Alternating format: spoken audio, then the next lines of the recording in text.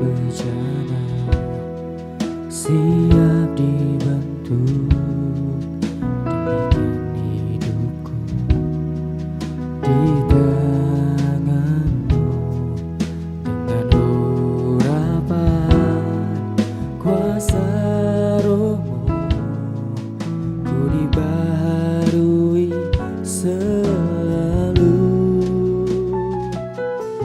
Jadikanku alat dalam rumahmu, inilah hidupku di tanganmu.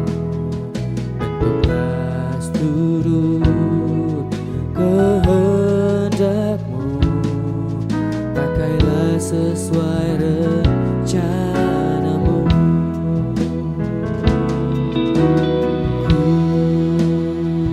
Mau seperti-Mu Yesus,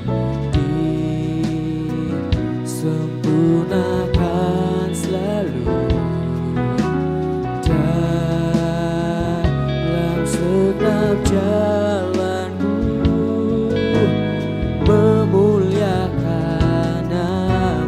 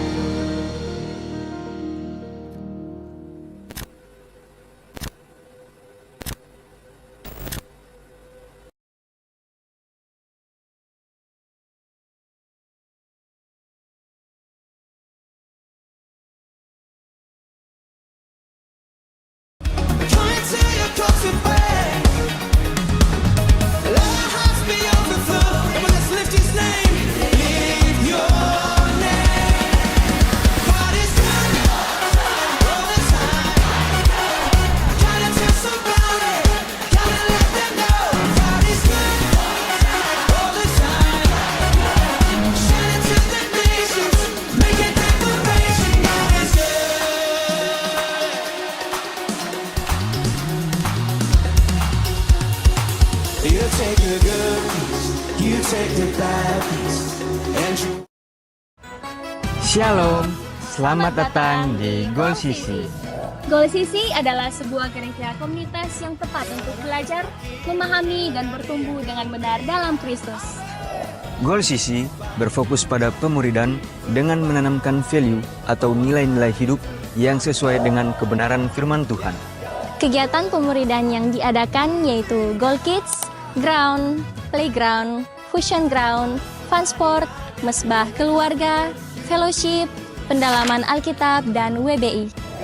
Tahukah kamu bahwa setiap talenta, bakat, waktu, dan semua yang kamu miliki dapat kamu gunakan untuk memuliakan Tuhan loh. Seperti Tuhan Yesus memanggil murid-muridnya untuk bertumbuh bersama dalam sebuah komunitas dan menghasilkan buah. Mari bergabung dalam Goal Sisi, kita menuai jiwa bagi Tuhan. Selamat beribadah, Tuhan Yesus memberkati. Kasih tepuk tangan yang dahsyat buat Tuhan Yesus kita. Luar biasa. Kasih Tuhan nyata dalam hidup kita, amin. Amin. Tiba saatnya kita akan mulai ibadah ini, namun sebelumnya mengawali bulan ini, di minggu yang pertama ini kita akan melakukan pembacaan iman, pengakuan iman GBI. Oleh sebab itu, jemaat Tuhan saya persilakan untuk berdiri. Mari kita melakukan pengakuan iman GBI secara bersama-sama dalam hitungan 3, 2, 1. Aku percaya bahwa Alkitab adalah firman Allah. Allah yang Esa itu Tritunggal adanya.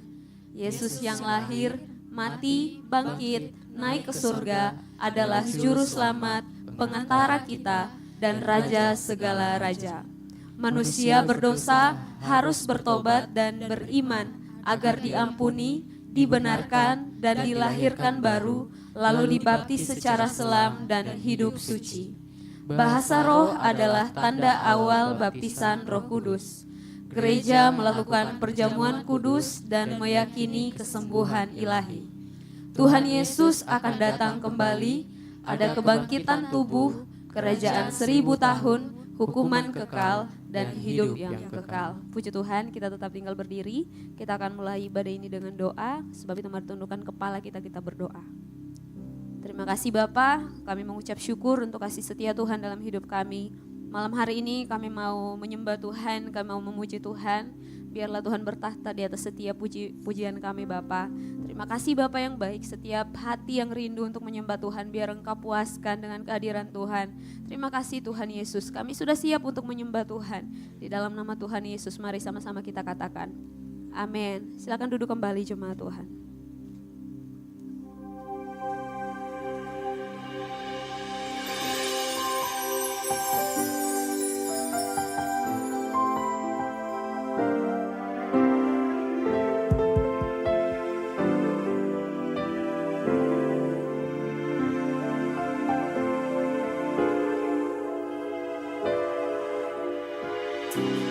Mengenal hatiku, hampa batinku, tanpa hadirmu, bawa daku mengalir, berlabuh dalam hangatnya kasih-Mu. Sejuta rasa di jiwa, rindukan peluk-Mu Bapa. Izinkan ku menyembah dengan apa yang ku punya. Tiada yang lebih berharga, hanya pribadi-Mu Bapa. Biarkan aku menyembah, hatiku milik-Mu seutuhnya.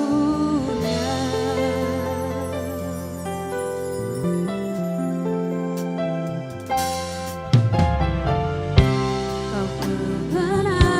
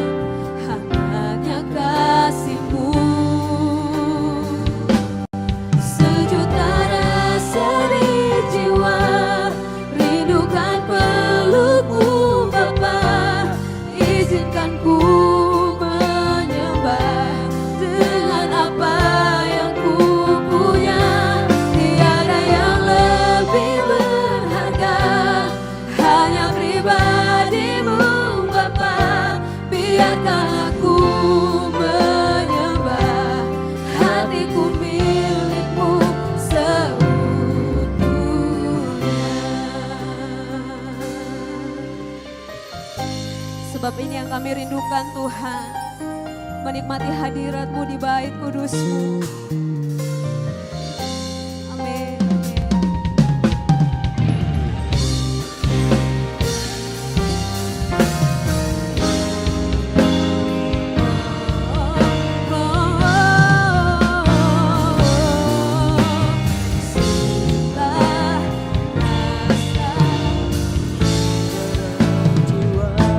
Sejuta rasa di jiwa, rindukan pelukmu Bapa. Izinkan ku menyembah dengan apa yang ku punya. Tiada yang lebih berharga, hanya pribadimu Bapa. Biarkan aku menyembah, hatiku milikmu seutuhnya. Biarkan aku menyembah, hatiku milikmu seutuhnya.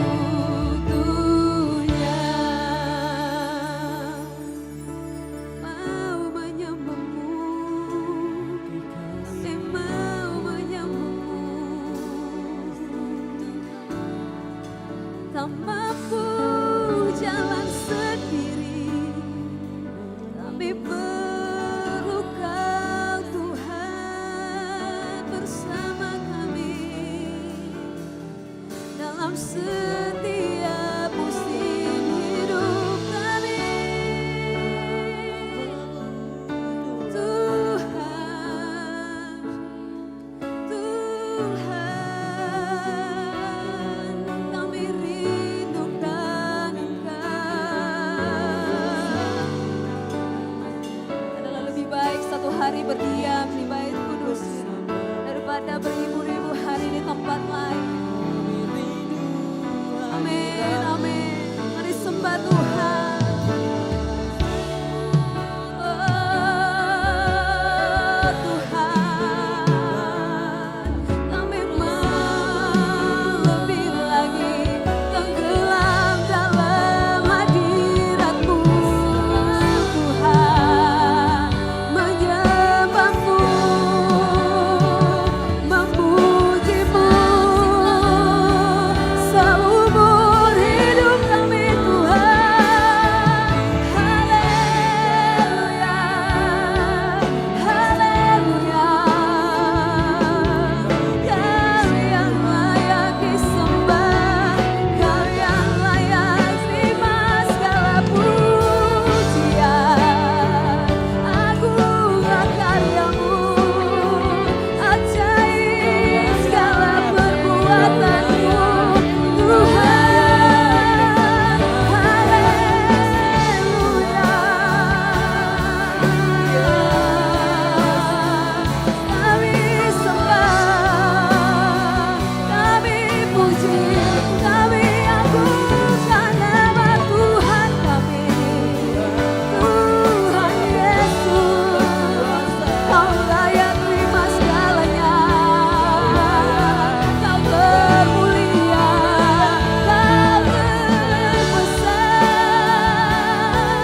Tuhan, Kau layak terima pujian. Amin. Tuhan kami yang hidup, Allah kami yang kami percaya, berjalanlah bersama dengan kami Tuhan. Tak mampu sehari pun kami lepas dari kasih-Mu, tak mampu kami hidup tanpa-Mu Tuhan.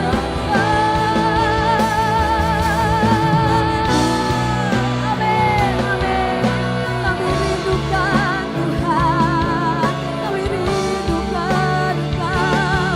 Hadirat-Mu sumber kekuatan kami, tempat perlindungan kami. Amin, amin, amin. Kami bahagia dalam hadirat-Mu Tuhan. Kau segalanya, Kau segalanya, Kau segalanya Tuhan. Hanya pujian hanya bagi-Mu Tuhan.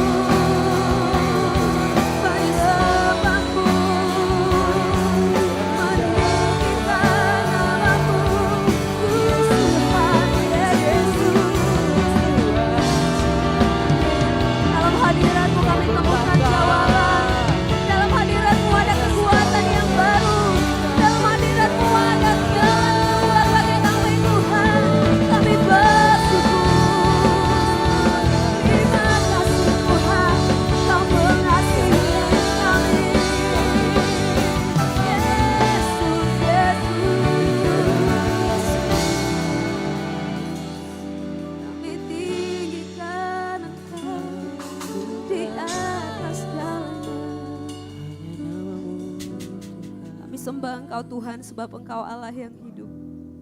Dan Engkau hidup di dalam kami. Kami terus menyaksikan betapa baiknya Tuhan dalam hidup kami. Terima kasih Tuhan Yesus. Terima kasih Tuhan. Kami tidak bisa balas kebaikan Tuhan. Kami cuma bisa bilang terima kasih Tuhan. Ini hidup kami. Kami mau menyembah Tuhan. Terima kasih Bapa yang baik. Kami sadar kami tidak bisa tanpa Tuhan. Penuhi hati kami dengan hadirat-Mu Tuhan. Kami tidak mau berlalu begitu saja. Kami tidak mau keluar dari ruangan ini tanpa menikmati hadirat Tuhan. Lebih lagi berkaryalah Roh Kudus tengah-tengah kami. Terima kasih Tuhan Yesus. Terima kasih Tuhan. Terima kasih Tuhan. Terima kasih Tuhan. Kasih Tuhan Yesus. Kami sembah Kau. Kami sembah Kau. Amin, amin. Terima kasih Tuhan Yesus. Mari dalam hadirat Tuhan kita bangkit berdiri.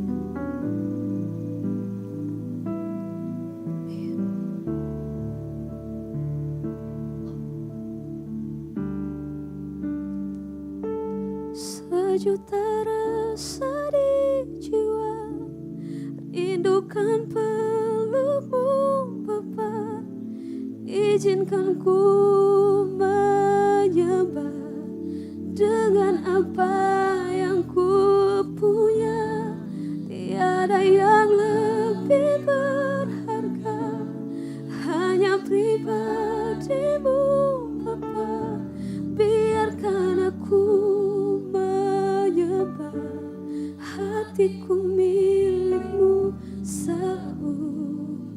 Bisa angkat tangan pada Tuhan, nyanyi dengan segenap hati. Sejuta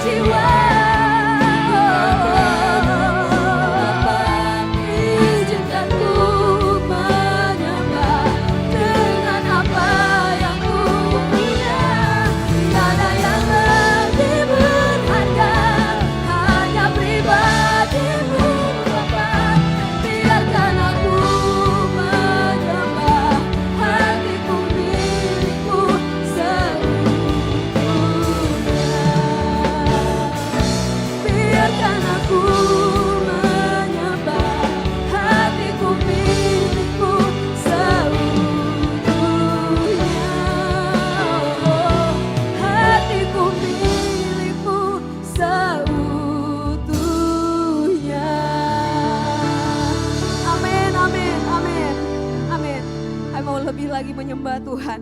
Kami mau lebih lagi bersuka di dalam Tuhan. Sebab kami tahu Tuhan Yesus adalah penebus kami yang hidup. Terima kasih Bapa. Di dalam nama Tuhan Yesus, jemaat Tuhan yang sudah siap memuji Tuhan. Mari sama-sama kita katakan, amin. Puji Tuhan, shalom. Shalom. Tuhan Yesus baik, amin. Amin. Mari lihat samping kiri kanan, berikan dulu senyuman yang terbaik. Haleluya.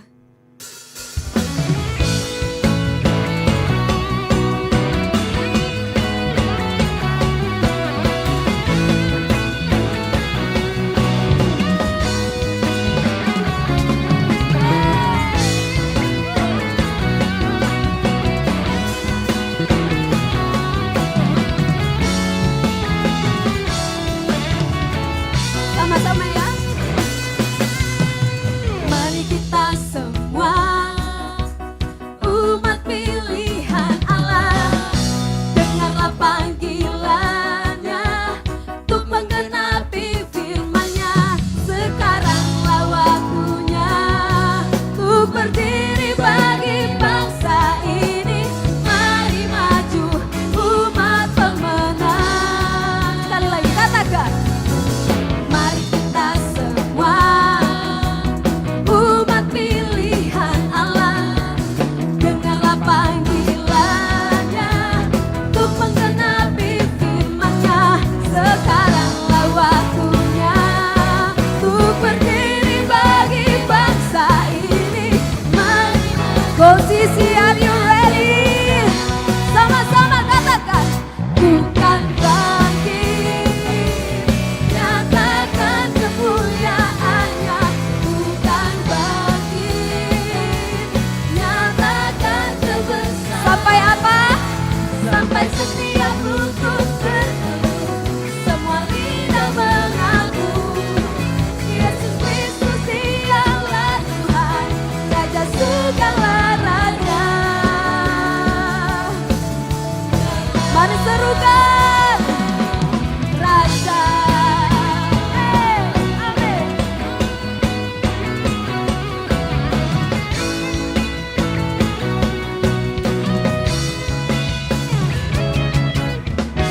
Mari kita semua umat pilihan Allah. Katakan, dengarlah panggilannya untuk menggenapi firman-Nya. Sekaranglah waktunya untuk berdiri bagi bangsa ini. Mari maju, mari sama-sama melompat buat Tuhan kita. Hey, bukan bangkit, nyatakan kemuliaannya. Bukan bangkit, nyatakan kebesaran. Hey, sampai setiap lutut berteduh, semua lidah mengaku Yesus Kristus dialah Tuhan, Raja segala raja. Dialah Raja. Amin. Engkau Raja berkuasa dalam hidup kami Tuhan. Engkau berkata,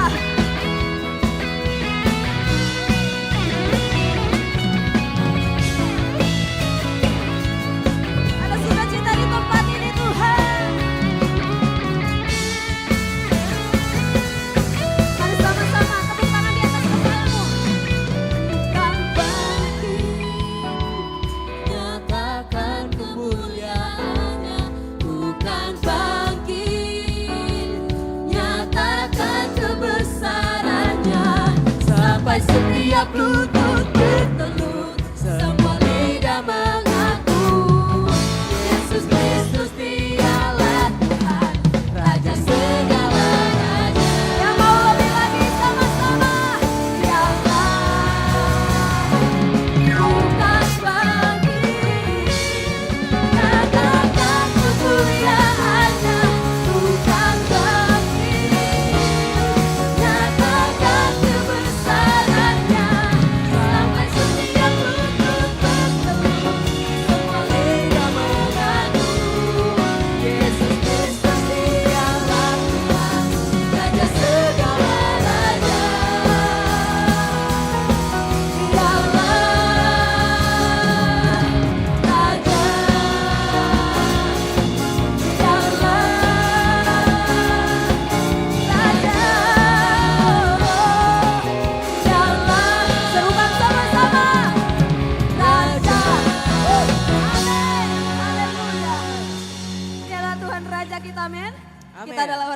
yang lebih dari pemenang. Haleluya. Sama-sama. Na na na na na na na na na na na na na na na na na. Bisa lebih kencang lagi suaranya. Na na na na na na na na na na na. Amin. Na na na na na na. Mari katakan. Bangkitlah dan berkatakan berkat atas hidup yang diberikannya. Dengan pasti, dengan iman, nyatakan kekuatannya, kedahsyatannya di hidupku. Sekali lagi nyatakan. Bangkitlah dan berkatakan berkat atas hidupku, atas hidup yang diberikannya. Dengan pasti, dengan iman, nyatakan kekuatannya. Apa? Kedahsyatannya di hidupku. Sekali lagi katakan. Kedahsyatannya di hidupku. Amin.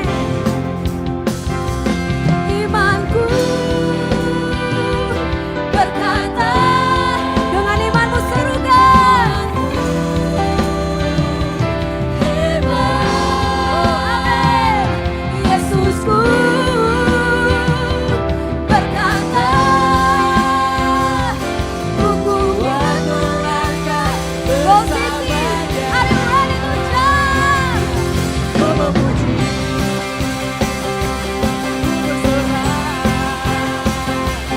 ku mengangkat tinggi panjinya, panji kemenangannya. Ku berdiri, ku bersorak. Ku mengangkat tinggi panjinya, panji kemenangan. Apa?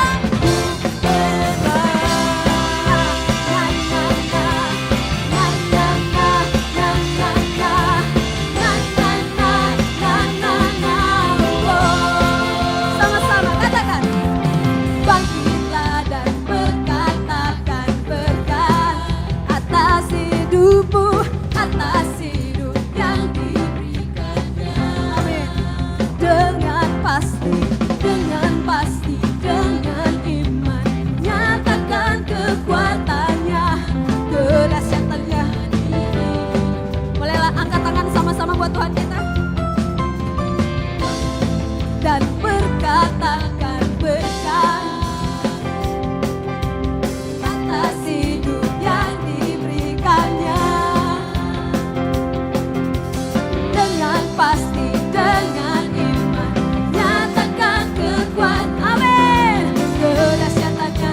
Mari sama-sama angkat tangan buat Tuhan kita. Haleluya. Imanku berkata, Tuhanku hebat. Yesusku berkata, ku kuat melangkah bersama Dia. Waktu yang memuji, ku bersorak. Ku mengangkat tinggi panjinya, panji kemenangannya. Ku berdiri, ku bersorak. Ku mengangkat tinggi panjinya, panji kemenangan.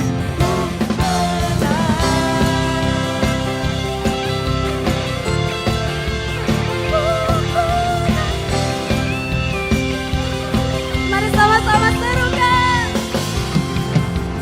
Na na na na na na na na na na na na na. Bisa lebih keras lagi suaranya sama-sama. Na na na na na na na na na na na na na na na na na. Mari lebih lagi. Na na na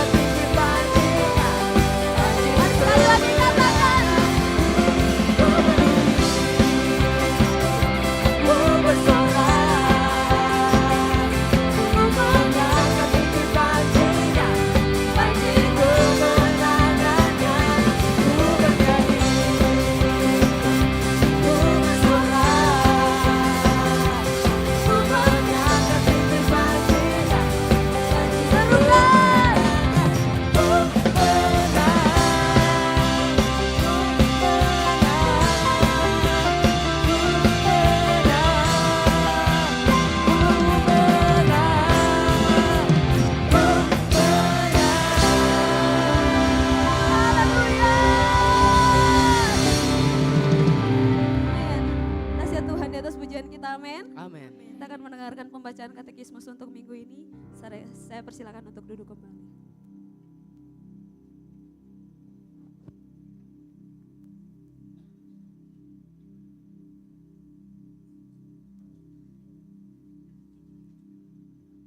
Shalom jemaat Tuhan, selamat datang di Goal Sisi. Katekismus minggu ini terdapat satu pertanyaan. Pertanyaannya akan saya bacakan dan jawaban akan kita baca bersama-sama.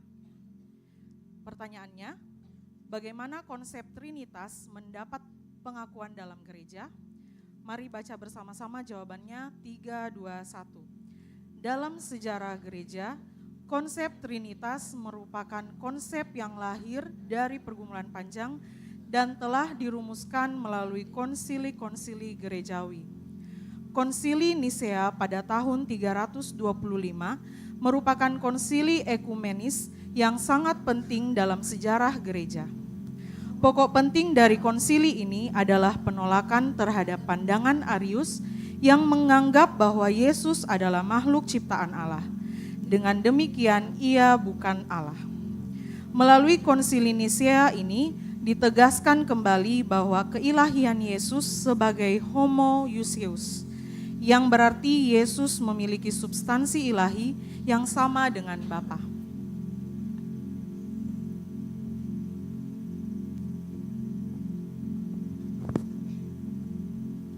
Mari kita siapkan hati kita akan mendengarkan firman Tuhan.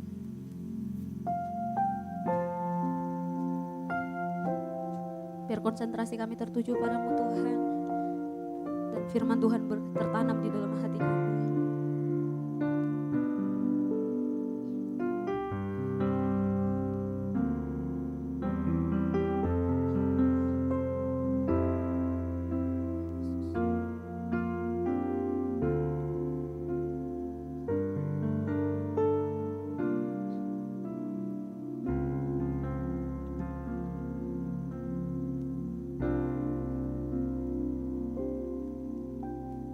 Tuhan, ku mau menyenangkan-Mu.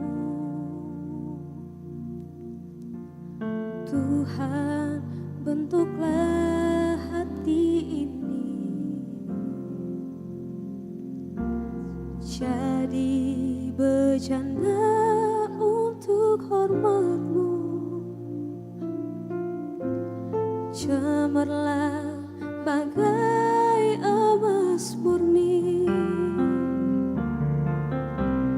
Tuhan, ku serahkan hatiku,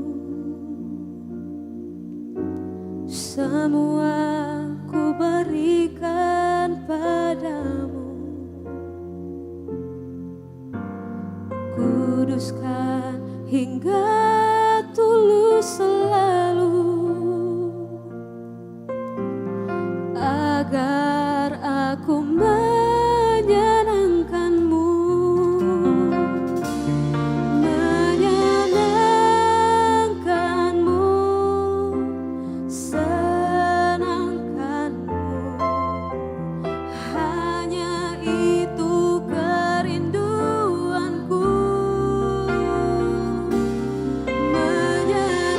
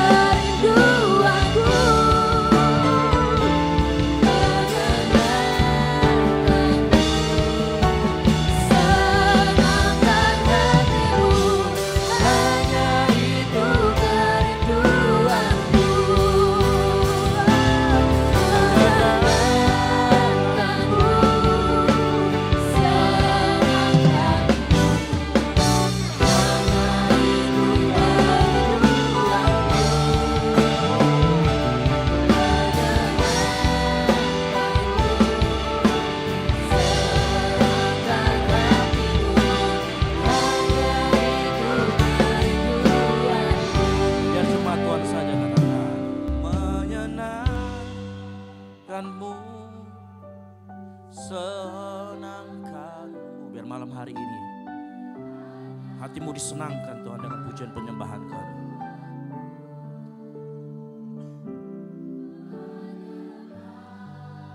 Kanmu senangkan hatimu, hanya itu. Lagi-lagi nyatakan kerinduanmu, katakan menyenangkan. Amin. Senangkan, katakan hanya itu.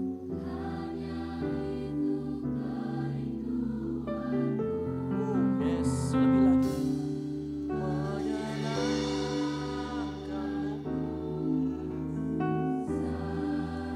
dan hatimu,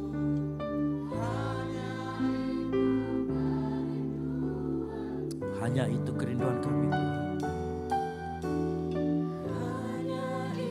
Sekali lagi, hanya itu kerinduan kami. Hanya itu kerinduanku. Kasih tepuk tangan yang meriah buat Tuhan. Yes, haleluya, haleluya. Bapa yang baik, kami berterima kasih. Kami bisa berkumpul di tempat ini meninggikan, memuliakan nama Tuhan Yesus. Karena kebaikan-Mu juga Bapa di tempat ini, nama Tuhan ditinggikan dan dipermuliakan melalui pujian dan penyembahan kami. Nanti saatnya kami mau kembali mendengarkan firman Tuhan. Singkapkan rahasia-rahasia ilahi Tuhan. Sehingga dalam kehidupan kami selalu dituntun oleh kebenaran firman Tuhan. Sehingga hati kami Tuhan kembali mengarah kepadamu. Hati kembali ditegur malam hari ini. Urapi kami semua, urapi hamba-Mu yang memberitakan firman Tuhan. Biar apa yang keluar dari mulut lidah hamba-Mu adalah isi hati-Mu. Biar jemaat-Mu yang menerima firman Tuhan dapat disegarkan kembali. Ini yang menjadi doa kami Tuhan Yesus. Kami siap menerima firman Tuhan. Yang siap mendengarkan firman Tuhan.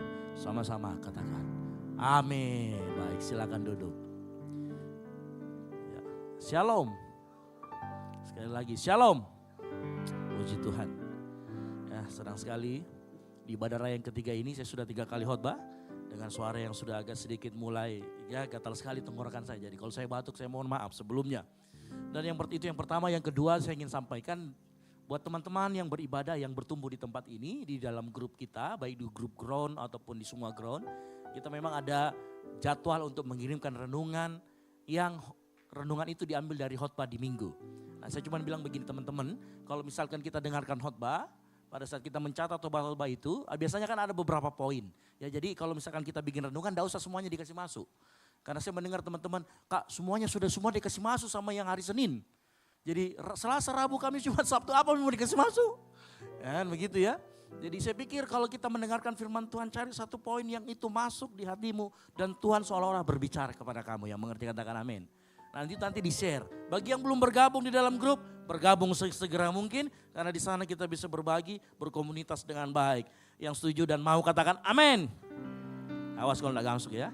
Tuhan yang lihat. Ya, oke, baiklah, kita akan belajar memenangkan keluarga. Perikop ini uniknya ya, kita akan membaca daripada Kisah Para Rasul 16. Ya, kita buka sama-sama Kisah Para Rasul 16. Ayat yang 19 sampai dengan yang ke-34. Nah, kita akan baca secara bergantian. Saudara-saudara semua, Bapak Ibu Saudara sekalian, ayat yang pertama 19, lalu kemudian kita bergantian 20 sampai dengan 34 kita akan baca bersama-sama. Yang mengerti katakan amin. Saya jemput jemaat Tuhan bangkit berdiri. Kita akan secara bergantian membaca dari Kisah Para Rasul 16 ayat 19 sampai dengan 34. Saya mohon baca yang keras karena saya curiga mungkin ya, sengaja saya selalu buat seperti ini supaya yang tidak pernah baca Alkitab mulai baca Alkitab ya. Walaupun saya hanya menyumbang sedikit. Baik, kepala penjara Filipi. Kisah Para Rasul 16 ayat 19 sampai dengan 34. Ketika tuan-tuan perempuan itu melihat bahwa harapan mereka akan mendapat penghasilan lenyap, mereka menangkap Paulus dan Silas lalu menyeret mereka ke pasar untuk menghadap penguasa. 20.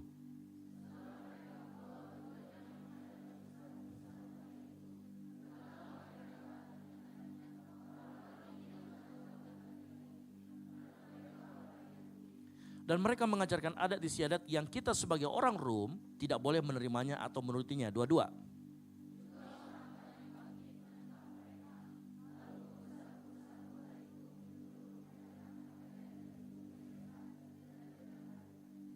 Setelah mereka berkali-kali didera, mereka dilemparkan ke dalam penjara. Kepala penjara diperintahkan untuk menjaga mereka dengan sungguh-sungguh. 24.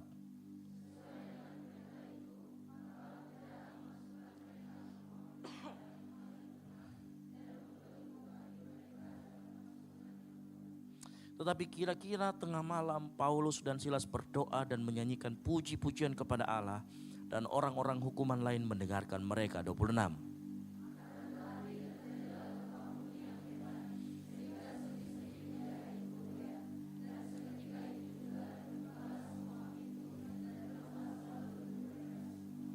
Ketika kepala penjara itu terjaga dari tidurnya dan melihat pintu-pintu penjara terbuka, ia menghunus pedangnya hendak membunuh diri. Karena ia menyangka bahwa orang-orang hukuman itu telah melarikan diri. 28. Kepala penjara itu menyuruh membawa suluh lalu berlari masuk, dan dengan gemetar tersungkurlah ia di depan Paulus dan Silas. 30.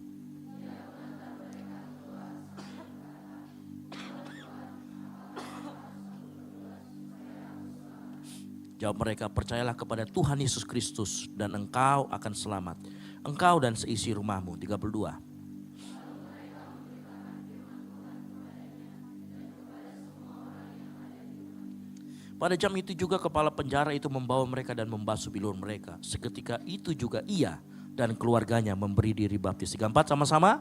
Lalu ia membawa mereka masuk rumah dan menghidangkan makanan kepada mereka. Dan ia sangat bergembira bahwa ia dan seisi rumahnya telah menjadi percaya kepada Allah. Amin. Silakan duduk. Berbagai orang yang membaca, merenungkan dan melakukan firman Tuhan. Sebelum saya khotbah, saya mohon maaf kepada yang namanya Paulus ya.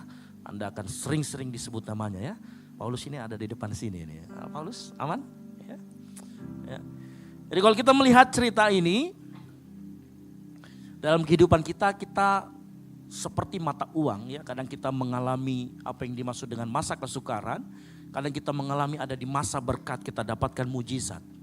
Tetapi saya mau beritahu malam hari ini, apa yang terjadi dengan Paulus dan Silas, itu mereka mengalami mujizat, penderitaan, pergumulan dan mujizat itu dalam waktu yang sangat singkat.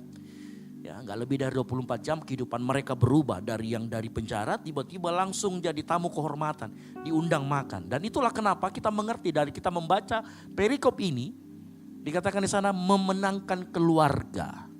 Ya, karena nanti ujungnya kepala penjara beserta dengan keluarganya orang yang memenjarakan Paulus dan Silas. Ya, yang menjaga mereka akhirnya bertobat dan terima Tuhan. Nah, itulah kita perlu mengerti. Ya. Apa yang terjadi dengan Paulus dan Silas kita harus mengerti. Supaya kita bisa memberikan respon yang sama seperti mereka memberikan respon. Baik dalam keadaan yang sukar maupun dalam keadaan di mana berkat diterima atau mujizat terjadi. Ya. Nah, kalau kita membaca dalam Kisah Para Rasul 16 ayat 22 dikatakan begini. Juga orang banyak bangkit menentang mereka, lalu pembesar-pembesar kota itu menyuruh mengoyakkan pakaian dari tubuh mereka dan mendera mereka. Setelah mereka berkali-kali didera, mereka dilemparkan ke dalam penjara. Kepala penjara diperintahkan untuk menjaga mereka dengan sungguh-sungguh. Sesuai dengan perintah itu, kepala penjara memasukkan mereka ke penjara yang paling tengah. Kata paling tengah itu sebenarnya kata penjara yang paling dalam. Ya, bukan hanya di tengah tetapi paling dalam, dan sudah paling dalam kaki mereka membelenggu kaki mereka dalam pasungan yang kuat. Nah, apa yang Paulus dan Silas alami yang kita baca merupakan kondisi yang sebenarnya secara prinsip kita juga bisa mengalami. Ya, hari-hari ini engkau gak dipukulin orang ya, engkau juga gak dicambuk. Tetapi bisa saja saat ini engkau mengalami penjara kehidupan, engkau mengalami pergumulan, engkau mengalami masalah keuangan, ada sakit penyakit, mungkin kau konflik sama orang tuamu, konflik keluarga suami istri, atau bahkan kau sedang mengalami kegagalan studi, sudah 8 tahun kuliah tidak lulus-lulus. Halo? Ya. Ini juga model penjara masa kini. Oh, jangan salah. Ya, pergumulan itu juga terjadi dari kalangan hamba Tuhan. Saya juga mengalami, sebagai hamba Tuhan, kita juga mengalami hal yang sama. Nah, menariknya Paulus di tengah penjara itu, Paulus dan Silas punya pilihan yang berbeda punya respon yang berbeda. Bukan sekedar respon yang benar, tetapi respon Paulus dan Silas, respon yang tepat. Sama-sama katakan tepat. Ulangi, sama-sama katakan tepat. Ya. Paulus dan Silas di ayat 25 memilih doa, pujian dan penyembahan di tengah-tengah pergumulan yang mereka alami. Tetapi kira-kira tengah malam Paulus dan Silas berdoa dan menyanyikan puji-pujian kepada Allah. Dan orang-orang hukuman lain mendengarkan mereka. Coba kita jadi Paulus dan Silas ya waktu saat itu ya. Kira-kira setelah kalau kita habis dipukulin, ya, habis dicambuk, sedang berdarah-darah. Kalau malam-malam itu enaknya kita ngapain? Main domino? Nggak mungkin ya. Ngopi? Nggak mungkin juga. Orang yang habis disiksa seperti dipukuli seperti itu ngapain? Merintih kesakitan. Betul atau tidak? Paulus dan Silas yang normal sebagai manusia, mereka akan merintih kesakitan. Tetapi apa yang terjadi dengan Paulus dan Silas? Mereka tidak memilih itu. Ya. Memang normalnya dia harus merintih kesakitan. Tetapi yang mereka pilih, mereka berdoa memuji Tuhan. Paulus dan Silas tahu bahwa respon itu sebuah pilihan. Bukan sebuah reaksi otomatis yang didikte oleh keadaan. Mengerti maksud saya sampai di sini? Ya. Respon adalah sebuah pilihan. Jangan sampai kita didikte oleh keadaan. Kita yang harus didikte keadaan. Yang setuju katakan amin. Bagi Paulus ada sebuah ruang antara sakit yang dirasakan, bukan sakitnya tuh di sini, tapi sakit yang dirasakan dengan reaksi dia. Ada sebuah ruang yang namanya ruang untuk memilih. Makanya kalau misalkan di sini, Kak saya disakiti sama pacarku, kau bisa memilih. Mau move on atau mau terus sakit di situ. Halo? Kalau kau disakiti sama teman-temanmu, kau bisa memilih kau mau move on atau kau terus rasakan sakit itu. Ada selalu ruang pilihan antara sakit yang kita rasakan, pergumulan yang kita rasakan dengan respon itu. Dan itu yang disebut dengan memilih dengan cara yang tepat. Saya mau kasih tahu ya. Waktu Paulus dan Silas, dia memilih berdoa memuji memuliakan nama Tuhan, itu dia tetap rasa sakit loh. Dia bukan menyangkali dia sedang sakit. Dia sedang merasakan sakit. Dan saya mengerti waktu engkau datang ke tempat ini, ya, hutangmu itu nyata. Betul apa betul? Pinjolmu, hutang pinjolmu itu nyata. Pergumulanmu, konflikmu dengan orang tuamu, dengan suami istrimu itu nyata. Betul apa betul? Ya. Studimu itu nyata, pergumulanmu itu nyata. Paulus juga merasakan hal yang sama. Itu nyata kita alami. Berapa banyak engkau yang mahasiswa, nilaimu hancur-hancuran. Bukan karena saya kak, itu dosennya. Nah kasih ke materi suruh ujian ini, yang keluar apa, yang diujiankan apa. Hancur mi. Mungkin kau yang berkeluarga hari-hari ini. Suami istri kondisi keuangan sulit. Atau kita nih anak mahasiswa kan. Orang tua lagi kondisi keuangan sulit. Bikin nelpon, mak biasa. Kiriman dulu lagi tidak ada uangnya mama. Akhirnya saling menyalahkan. Kau itu nak minta terus kau uang di. Baru 2 hari yang lalu kau minta. Iya kau kasih jadi 50.000. Jelas kita minta lagi. Ya. Mulai menyalahkan satu dengan yang lain. Akhirnya apa? Mulai kita merespon dengan yang tidak benar. Dan sayangnya kadangkala kita sebagai anak Tuhan lebih suka didikte oleh lingkungan ketimbang kita didikte oleh kebenaran. Saat kita mengalami itu, kebanyakan kita mengeluh. Betul apa betul? Kebanyakan kita ini suka sekali mengeluh. Ya, tapi zaman sekarang mengeluhnya itu bukan pakai mulut. Lebih suka pakai jari. Betul apa betul? Dia tulis di medsos. Habis itu teman yang disindir dia hide. Halo? Lihat sambil kirim bukan di saya. Nggak pernah dibilang, nggak pernah saya private. Begitu toh. Halo? Betul tidak? Seringkali kita mengeluh, cuman mengeluhnya sekarang beda. Ya, sekarang lebih canggih sedikit. Bisa di-hide. Nah malam hari ini kita akan belajar dari Paulus dan Silas. Mereka juga punya sama alasan yang sama dengan kita untuk mengeluh. Namun Paulus dan Silas tidak membiarkan rasa sakit keadaannya mendikte mereka. Dan yang keluar dari mulut mereka itu doa, pujian dan penyembahan. Nah, saya gak akan sampai di situ. Tapi kita harus mengerti, kita mau belajar malam hari ini. Kenapa Paulus dan Silas bisa memilih untuk berdoa, memuji dan memuliakan nama Tuhan. Ini pertanyaan besar yang akan kita jawab. Nah, ada 3 hal yang saya dapatkan yang Tuhan taruh dalam hati saya untuk kita sama-sama berbagi malam hari ini. Mengapa Paulus dan Silas ya bisa begitu tidak didikte oleh keadaan. Dan saya harap setelah kita belajar tentang hari ini, saya berdoa kita semua menjadi orang-orang yang tidak didikte oleh keadaan. Yang mau katakan amin. Yang siap belajar katakan amin. Baik, yang pertama, Paulus dan Silas tahu identitas yang benar tentang dirinya. Saya ulangi lagi, Paulus dan Silas dia mengerti identitas yang benar. Nah, saya akan sedikit ceritakan. Respon kita itu adalah pilihan. Ya, tadi kita belajar, respon adalah pilihan.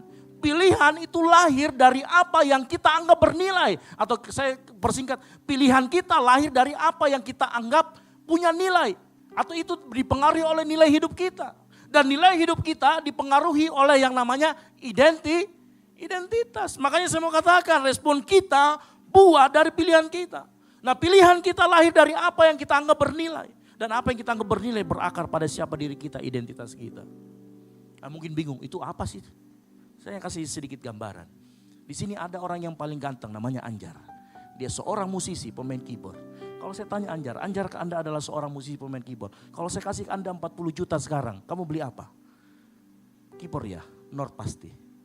Nah, kan? Kenapa? Karena dia tahu identitasnya adalah seorang musisi.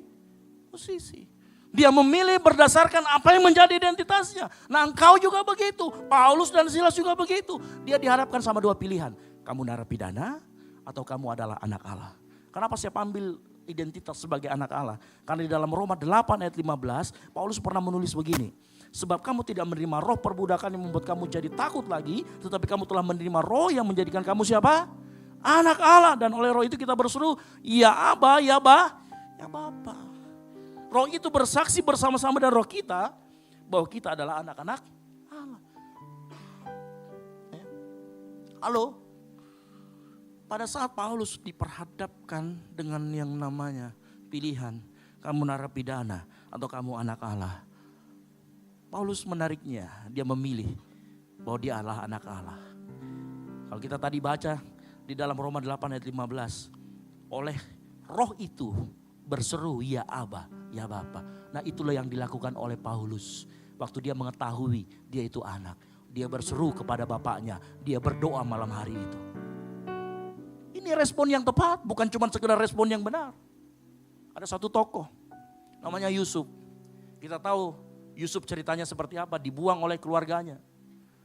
Ya, difitnah, masuk lagi penjara. Waktu dia jadi penguasa Mesir, dia tidak pernah lupa akan identitasnya sebagai anak Yakub.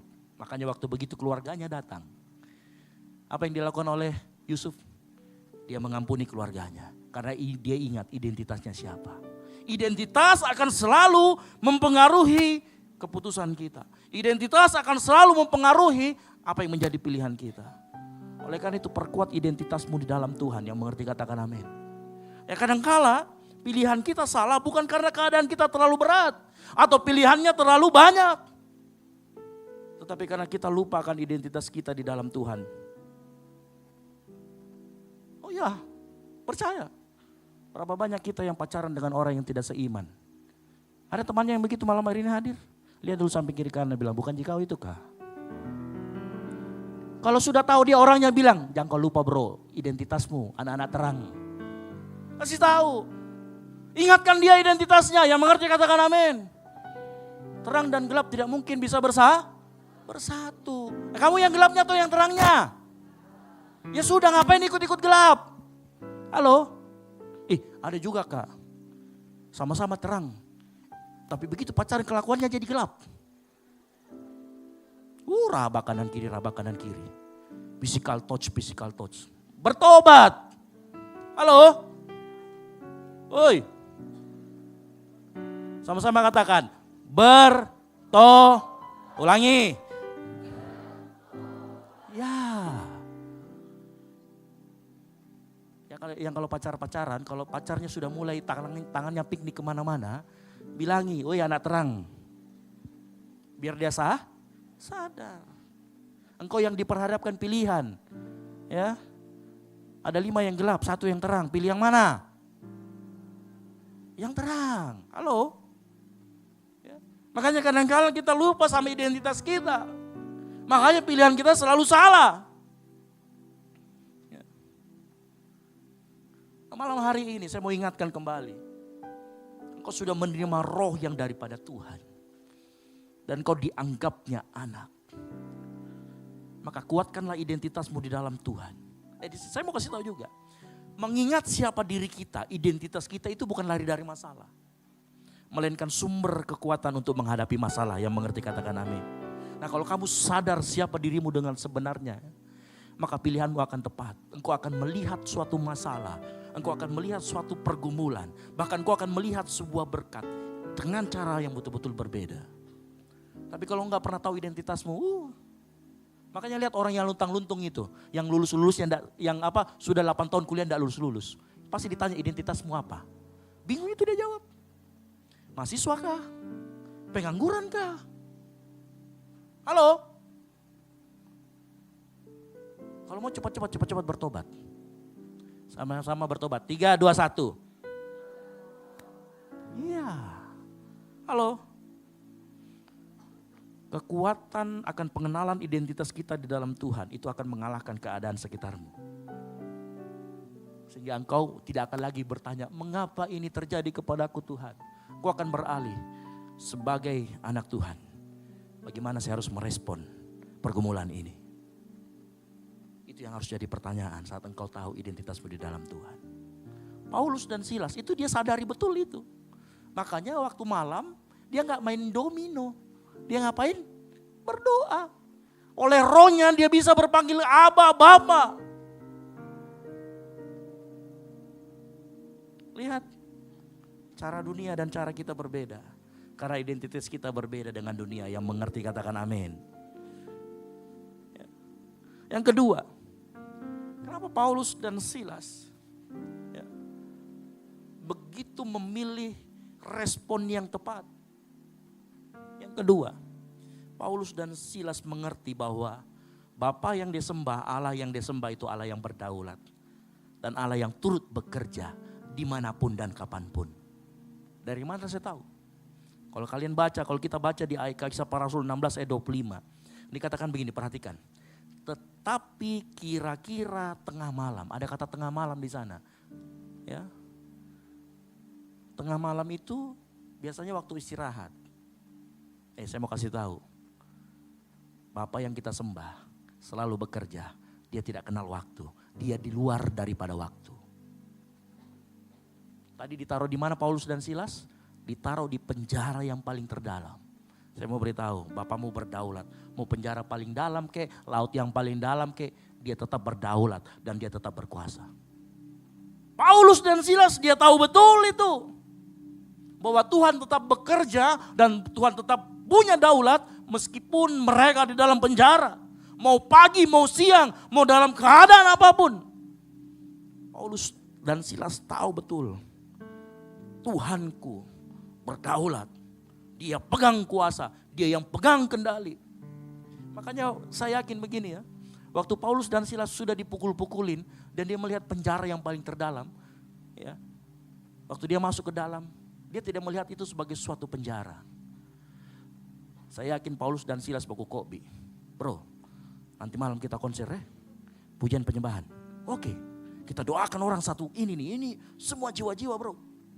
Pokoknya nanti malam lagunya Yesua yang satu nada dasar G. Wah sudah baku kopi-kopi itu. Cara mereka melihat penjara menjadi berbeda. Kenapa? Karena dia tahu Allahnya sanggup mengubah penjara jeruji itu menjadi panggung kuasa Tuhan. Sudah, tinggal pilih lagu. Janjian lagi, nanti saya bagian doa syafaat. Kau nanti bagian doa sebelum firman. Hah? Siapa firman Tuhan? Jangan, kan pujian penyembahan. Nah. Halo? Seolah-olah waktu mereka lihat penjara itu, mereka bilang, wow, kesempatan dalam kesempitan. Sedap. Kita konser malam hari ini. Kamu lihat masalahmu seperti apa hari-hari ini? Takut sama masalahmu? Dengar baik malam hari ini. Tuhanmu itu Tuhan yang berkuasa. Tuhanmu Tuhan yang berdaulat. Paulus sama Silas ini menghadapi penderitaan badan. Ya. Mereka gak pernah lupa bahwa bapaknya bapak yang baik. Makanya dalam keadaan tidak baik pun mereka tetap memuji, mereka berdoa. Yang unik begini, Paulus dan Silas berdoa dan menyanyikan puji-pujian kepada Allah. Dan ada ayat yang menarik di bawahnya. Dan orang-orang hukuman lain mendengarkan mereka. Saya yakin dan percaya begini, ada 2 indikasi kenapa saya percaya Paulus dan Silas itu bukan cuma sekedar berdoa supaya mereka lepas. Tapi mereka berdoa satu-satu buat seisi penjara itu. Dari mana saya tahu? Yang pertama, Paulus menuliskan bahwa orang lain mendengarkan doa mereka. Yang kedua, waktu mujizat terjadi, gempa bumi terjadi, pintu terbuka, pasungannya terlepas. Ada para penjahat itu yang lari? Kalau kamu jadi penjahat di penjara, terbuka itu pintu, lari atau tidak? Oh, lari. Kalau belum bertobat. Betul tidak? Tapi kenapa para narapidana ini belum kemudian tidak lari? Saya yakin dan percaya. Waktu Paulus Silas ini memuji memuliakan Tuhan, dia doakan itu satu-satu semua jiwa-jiwa di dalam. Sel A, sel sebelah saya Tuhan, kalau apapun kejahatannya Tuhan ampuni, berkati keluarganya. Oh, sel yang 2 sana lagi Tuhan, kami berdoa. Dia doakan satu-satu. Makanya begitu itu terbuka, saya mau kasih tahu. Waktu goncangan itu terjadi, sebenarnya yang digoncang pertama kali, yang menerima pertobatan itu para narapidana yang ada di dalam. Kenapa? Karena respon Paulus, respon Silas berbeda dari yang lain. Paulus melihat, wow, kesempatan melayani jiwa-jiwa. Makanya waktu didoakan, hati mereka, tembok mereka yang keras, kekerasan hati para narapidana luluh. Apa yang terjadi? Terbuka, mereka gak mau lari. Kenapa? Karena mereka tahu mereka mau bertobat. Kuasa, pujian, penyembahan, doa. Ya. Dan Bapak Ibu Saudara sekalian, yang menariknya lagi, Paulus dan Silas itu bukan mendoakan orang yang baik kepada mereka, itu penjahat loh. Itu semua kriminal yang didoakan. Orang yang nyakitin orang lain loh didoakan. Hari-hari ini kita kurang berdoa untuk orang yang nyakitin kita. Halo? Betul apa betul? Hari-hari ini kita kurang mendoakan orang menyakiti kita. Siapa sih orang yang paling berpotensi menyakiti kita dan sakitnya itu di sini? Siapa? Siapa? Orang terdekatmu. Jangan lihat kiri-kiri, kau sakiti saya, nah bukan. Dengar baik. Orang yang berpotensi menyakiti engkau dan lukanya dalam, itu adalah orang terdekatmu. Dia bisa jadi anakmu, dia bisa jadi orang tuamu, dia bisa jadi suami atau istrimu, dia bisa jadi teman baikmu pagar makan tanaman. Betul apa betul? Dan sakitnya itu, aduh, macam, tidak terbayangkan, asik. Halo, betul atau tidak? Tapi pernah gak kau berpikir bahwa harusnya saya doakan dia, supaya dia mengalami pertobatan yang sama dan saya bisa ampuni dia. Mungkin hari-hari ini kau sakit hati sama orang tuamu. Halo yang sakit hati sama orang tuanya. Daripada engkau mengutuki orang tuamu, biar bokeh saja, bangkrut saja dan dikirimi kau bulanan. Bagaimana kalau kau doakan orang tuamu? Tuhan, aku mengampuni orang tuaku Tuhan. Ampuni juga aku, mungkin aku bersalah. Tuhan tolong pekerjaan orang tua aku sehingga bulananku lancar. Ya minimal doakan. Tapi saya tahu itu sulit. Tapi saya mau kasih tahu, kalau identitasmu benar di hadapan Tuhan, itu tidak sulit. Halo, siapa lagi orang yang pernah menyakitimu? Temanmu, teman baikmu, malaci, ya pagar makan tanaman. Halo. Ya. Mau gak kita berdoa buat dia? Mau gak kita mendoakan dia? Engkau yang sedang merasa kecewa, dikecewakan orang terdekatmu, berdoa, memuji, menyembah Tuhan, doakan mereka. Karena engkau akan tahu, Tuhan akan bekerja dan Tuhan berdaulat. baru engkau akan mengerti. Seperti Paulus dan Silas, dia mengerti waktu dia masuk di penjara, ternyata adalah panggung yang dibuat Tuhan untuk memberitakan kabar baik. Makanya Paulus pernah berkata, ya, Paulus pernah berkata dalam Roma 8 ayat 28, kita tahu sekarang bahwa Allah turut bekerja dalam segala sesuatu untuk mendatangkan kebaikan bagi mereka yang mengasihi Dia. Sehingga dengar baik hari ini. Kalau engkau yang sedang mengalami penjara-penjara seperti Paulus dan Silas, mengalami sakit penyakit, masalah keuangan, konflik keluarga, sadari bahwa Allah turut bekerja di sana. Sadari bahwa Allah berdaulat dalam hidupmu. Dan Allah yang kita sembah itu Bapa yang baik. Bapa yang tidak pernah meninggalkan kita. Bapa yang selalu memberikan yang terbaik buat anak-anaknya yang memanggil Dia dalam doanya dengan sebutan Ya Aba, Ya Bapa. Saya rindu semua di tempat ini, kalau engkau lagi disakitin, kau sedang ada pergumulan, datang kepada Tuhan. Karena saat kita sadar Allah berdaulat dan turut bekerja, dengar baik, pergumulanmu, tempat tergelap pun akan menjadi panggung termegah bagi kuasanya. Yang mengerti katakan amin. Sekarang pilihan di tanganmu, engkau mau merintih kesakitan atau engkau mau datang kepada Bapamu yang baik dan merintih kepada Dia. Saat engkau disakiti, engkau boleh mengumpat di belakang, tapi saya dengar baik malam hari ini. Doakan dia, minta sama Bapa supaya pertobatan terjadi dalam hidupnya.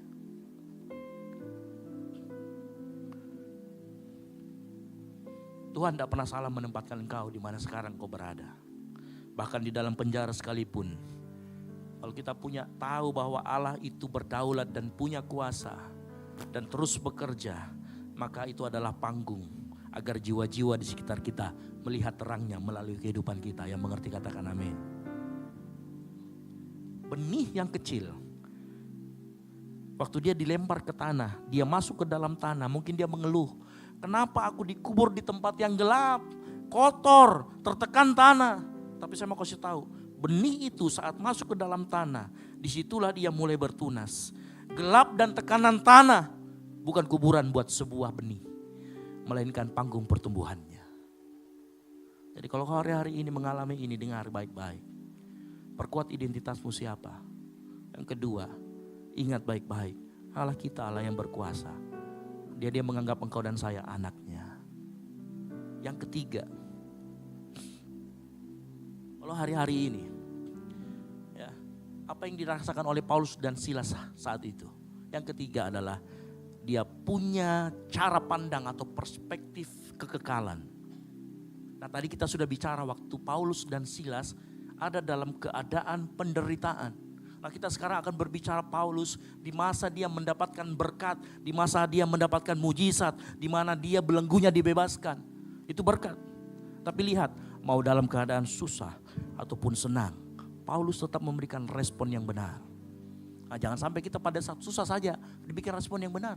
Begitu dikasih mujizat, songong. Begitu dikasih mujizat, kelepasan, sombong. Nah, kita perlu belajar juga. Paulus dan Silas punya perspektif kekekalan. Coba baca dalam Kisah Para Rasul 16 ayat yang ke-27 berkata begini. Ketika kepala penjara itu terjaga, ini sudah terjadi gempa bumi, semua dilepaskan. Ketika kepala penjara itu terjaga dari tidurnya dan melihat penjara-penjara terbuka, dia hunus pedangnya hendak bunuh diri karena ia menyangka bahwa orang-orang hukuman itu telah melarikan diri. Tetapi Paulus berseru dengan suara nyaring apa? Jangan celakakan dirimu, sebab kami semuanya masih ada di sini. Nah, penting buat kita melihat segala sesuatu dengan kacamata kekekalan, karena itu akan mengubah cara kita, mengubah apa yang kita anggap penting.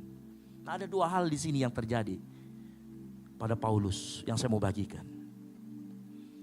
Pertama, Paulus melihat bahwa keselamatan jiwa kepala penjara jauh lebih berharga daripada kebebasannya. Makanya waktu penjara terbuka, Paulus dan Silas dihadapkan dengan dua pilihan. Pilihan yang pertama, kan Tuhan sudah bukakan jalan. Kenapa kita gak lari? Menyelamatkan diri, kan Tuhan sudah bukakan ini. Pilihan pertama, Paulus bisa keluar dari tempat itu lari bersama dengan para tawanan yang lain. Yang kedua, pilihan yang kedua. Tapi kalau dia lari, pilihan pertama ya kalau dia lari, maka kepala penjara akan mati, binasa, tanpa pernah kenal Tuhan. Tapi Tapi lihat apa yang dilakukan Paulus dan Silas. Dia melihat jiwa kepala penjara lebih penting daripada dirinya. Jadi waktu dia terbuka, dia melihat kami mau tinggal, kami mau ambil risiko, kami mati besok enggak apa-apa. Yang penting kepala penjara ini selamat. Saya mau tahu, kepala penjaranya sudah kenal Yesus atau belum? Tidak ada jaminan dia kenal Yesus 50-50. Tapi apa yang dilihatkan sama Paulus dan Silas? Dia punya perspektif kekekalan, dia melihat itu jiwa yang patut diselamatkan. Dan apa yang terjadi dengan Paulus dan Silas? Mereka stay, mereka rela korbankan nyawanya. Mereka mengambil resiko, nyawanya akan lari. Tahu ini mirip dengan siapa? Bukankah apa yang dilakukan oleh Paulus dan Silas mirip dengan Yesus yang tidak pernah memikirkan dirinya sendiri, tetapi dia mengosongkan dirinya menyelamatkan kita. Paulus dan Silas juga mengosongkan dirinya. Makanya Paulus pernah berkata, biarlah Tuhan Yesus semakin bertambah dan aku semakin berkurang. Apa itu? Apa yang dilakukan Paulus dan Silas? Itu yang disebut dengan Christ likeness, keserupaan dengan Kristus. Karena Yesus pernah kasih suatu perumpamaan tentang domba yang hilang satu. Dia tinggalkan 99 demi cari yang satu. Apa yang dilakukan sama Paulus dan Silas? Dia sudah selamatkan narapidana, sudah bertobat. Tapi dia tidak mau lepaskan yang satu itu. Kepala penjara yang siap bunuh diri. Cara pandangnya, cara pandang kekekalan mirip sekali dengan Yesus lakukan. Makanya pernah Paulus menulis begini. Akan tetapi Allah menunjukkan kasih-Nya kepada kita. Oleh karena Kristus telah mati untuk kita ketika kita masih berdosa. Kepala penjara belum kenal Yesus. 50-50. Sama seperti Yesus mengorbankan dirinya. Buat kita semua ketika kita masih berdosa. Paulus dan Silas rela pertaruhkan nyawa untuk kepala penjara itu. Ketika si kepala penjara masih seorang penyembah berhala. Tahu nggak? Waktu Paulus dan Silas berkata begini. Jangan celakakan dirimu. Sebenarnya waktu dia berkata seperti itu. Paulus berkata begini. Hei kepala penjara. Hidupmu lebih berharga daripada hidupku. Tidak apa-apa, jangan bunuh diri. Kebebasanku tidak seberapa dengan hidupmu. Kristus menganggap jiwamu lebih berharga. Kami masih ada di sini. Makanya dengar baik, kalau hari-hari ini engkau dapat berkat, engkau dapat mujizat. Dengar baik. Mujizat Tuhan seringkali adalah jalan masuk buat kuasanya dalam hidup orang lain. Dan engkau hanya alatnya. Ya.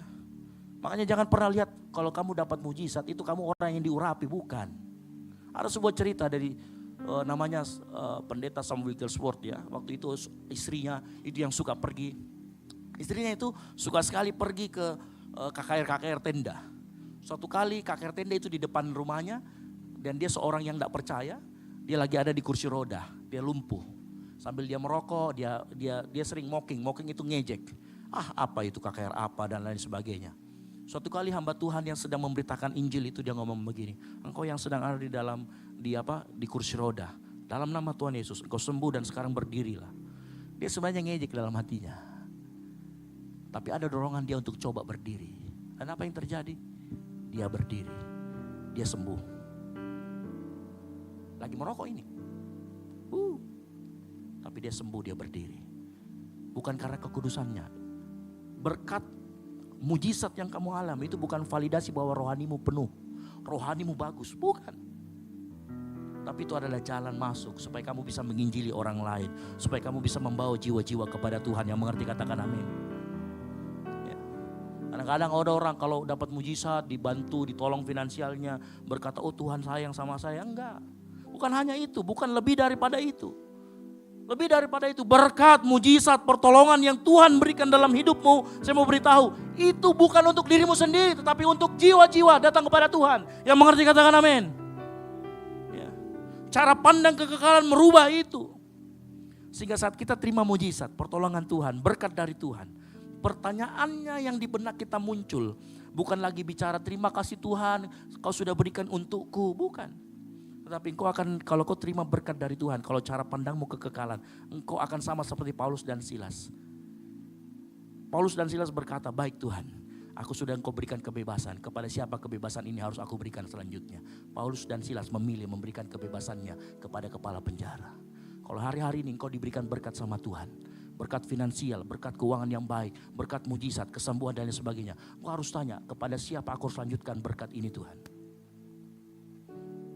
Berkat itu bukan untuk engkau sendiri. Perspektif kekekalan harusnya membuat kita mengubah diri kita dari kolam penampungan menjadi saluran berkat Tuhan. Makanya orang duniawi, cara pandang duniawi saat diberkati, dia akan berpikir bagaimana cara menyimpannya. Tetapi cara pandang orang yang punya perspektif kekekalan saat diberkati, kepada siapa saya bisa membagikannya. Jauh berbeda. Saat Paulus dan Silas diberikan kebebasan, semua terbuka. Dia tidak langsung lari, tapi dia berpikir kepada siapa kebebasan ini harus diberikan. Dan orang di sana yang membunuh diri, dia yang dapat. Akhirnya apa? Satu keluarga dimenangkan untuk nama Tuhan. Kalau hidupmu sekarang ada berkat, lihat saya itu temanmu yang belum makan kok dong. Bukan saja itu punyamu, itu temanmu yang mungkin sebelah kos-kosanmu tidak pernah keluar. Terus ditanya, kenapa kau tidak keluar? Iya lagi sibuk kerja tugas. Padahal dari di depannya buku, dari di depannya apa-apa. Ternyata kirimannya belum datang. Kenapa kita tidak ajak dia? Siapa tahu berkat yang dikirimkan orang tuamu lebih, kamu bisa berbagi. Saya sudah pernah ngalamin itu dan saya cerita. Saya punya teman waktu kami kuliah di STAN 4 orang. Kami 2 Kristen, 2 Muslim. Waktu itu saya tidur dengan sesama, maksudnya saya tidur sekamar dengan yang orang Toraja ini. Lalu kemudian yang 2 lagi ini. Ya, mereka tidur karena kami kan tidak ada uang waktu itu, jadi kami sharing kamar gitu lah ya. Nah waktu itu yang teman saya yang satu ini, yang Muslim, dia tanya sama saya, Serak, boleh enggak saya nebeng sama kau uang makan? Karena saya sudah tidak dapat kiriman lagi dari orang tua. Dia 7 bersaudara, dia anak pertama. Orang tuanya petani. Dan itu musim panen yang kemarau. Saya bilang enggak apa-apa, kamu ambil aja di sana, nanti saya yang bayar semuanya. Apa yang terjadi? Saya bagikan berkat saya. Suatu kali kami berpisah, kami tugas di Surabaya, saya harus ke Batam, dia stay di Surabaya. Dia tulis surat sama saya, dia bilang, saya tidak akan pernah lupa waktu kamu bagi uang mingguanmu sama saya. Dia tidak akan pernah lupa. Tapi dia lebih dulu ke surga ketimbang saya. Dia meninggal karena gagal ginjal. Ya, dia lebih duluan dipanggil pulang. Waktu saya nikah dia datang. Dan dia mengucapkan hal yang sama. Saya gak pernah lupa waktu saya kekurangan kamu bantu saya. Di dalam berkat yang kau terima ada jatah orang lain. Ya. Saat Tuhan memberiku berkat keuangan, jangan tambah parkiran mobilmu. Jangan tambah kamu mau beli mobil apa, yang omnivora kah, karnivora kah, herbivora kah, jangan. Tapi tanya, kalau kamu diberkati Tuhan, misi apa yang harus aku dukung? Keluarga mana yang harus ku bantu? Siapa yang harus aku bantu? Pekerjaan Tuhan apa yang perlu dana ini? Saat Tuhan sembuhkan engkau dari sakit penyakit, kesembuhan itu bukan hanya untukmu, kesaksianmu bisa memberikan orang lain harapan untuk hidup. Saat Tuhan memberikanmu keahlian, jabatan, pengaruh, itu bukan menara yang kau bangun untuk kesombonganmu, tetapi itu adalah tempat, sebuah jembatan supaya orang datang kepada Tuhan. Waktu Paulus dan Silas pintu terbuka, dia gak bilang puji Tuhan kita bebas dan langsung lari. Mereka berikan kesempatan hidup itu kepada seorang yang namanya kepala penjara itu. Pertanyaannya sekarang, berkat Tuhan apa yang ada di tanganmu hari-hari ini? Bisa saja berkat Tuhan yang Tuhan berikan kepadamu itu waktu yang banyak. Ya. Oh enggak kak, saya enggak ada waktu, kak saya main game terus 1 hari. Bertobat. Ya. Mungkin waktumu banyak, kau bisa pakai untuk melayani Tuhan. Kau bisa pakai untuk kemuliaan nama Tuhan. Di depanmu ada barcode yang kecil, scan. Ya. Halo? Ya. Pertanyaannya, apakah kau sedang membangun laut mati buat dirimu, menerima tapi tidak pernah memberi? Atau kita mau menjadi sungai kehidupan yang menjadi berkat buat orang lain? Setiap berkat yang engkau pegang hari ini memiliki nama orang lain tertulis di atasnya. Tugas kita adalah tanya sama Roh Kudus dalam hati kita. Kepada siapa berkat itu harus kita salurkan. Saya berdoa kita semua di tempat ini, jemaat Tuhan di tempat ini. Kita terkenal bukan karena gereja yang saldonya, keuangannya banyak, bukan. Tapi kita mau dikenal sebagai gereja yang memberi lebih banyak kepada orang yang membutuhkan, yang mengerti, katakan amin. Iya. Kita sudah menyalurkan dana misi, dana diakonia kita keluar. Kita Kita support orang-orang yatim piatu, kita support. Saya ingin dikenal tempat ini sebagai orang-orang yang murah hati, orang-orang yang dermawan. Saya berdoa kita semua menjadi orang seperti itu. Karena itulah perspektif kekekalan, yang mengerti katakan amin. Yang terakhir, yang kedua, masih dalam perspektif kekekalan. Paulus dan Silas melihat penderitaan yang dia alami bukan akhir dari segalanya, tetapi merupakan persekutuan dengan Kristus. 2 Korintus 4 ayat 17 berkata begini, sebab penderitaan ringan yang sekarang ini mengerjakan bagi kami kemuliaan kekal yang melebihi segala-galanya, jauh lebih besar daripada penderitaan kami. Tahu artinya begini? Kita kenal yang namanya berpikir panjang, betul ya? Berpikir panjang itu berpikir, yang kita lakukan sekarang, keputusan kita sekarang itu mempertimbangkan dampaknya 10, 2 tahun, 5 tahun ke depan. Itu namanya berpikir panjang. Tapi yang saya maksudkan di sini bukan cuma sekedar berpikir panjang, tetapi berpikir panjang dengan perspektif kekekalan. Jadi orang yang berpikir panjang dengan perspektif kekekalan bukan sekedar mengorbankan kenyamanan jangka pendek demi hasil yang lebih baik di masa depan, tetapi juga dia bahkan berpikir bagaimana keputusan ini bisa memuliakan Tuhan. Dan itu yang dilakukan oleh Paulus dan Silas. Dia berpikir bagaimana mujizat yang saya terima ini bisa memuliakan Tuhan. Orang yang berpikir panjang tanpa cara pandang kekekalan, mereka akan cenderung membuat kita fokus pada masa depan dunia. Sekedar untuk menabung untuk pensiun, selesaikan studi, bangun karir, menjaga kesehatan supaya nanti di umur 40 masih sehat. Tetapi orang yang punya perspektif kekekalan, bukan dia menghilangkan menabung, bukan dia menghilangkan studi, bukan dia menghilangkan karir, tetapi dia menempatkan prioritas Allah di atas kepentingan menabung, di atas kepentingan pensiun. Dan dia selalu bertanya 3 pertanyaan ini.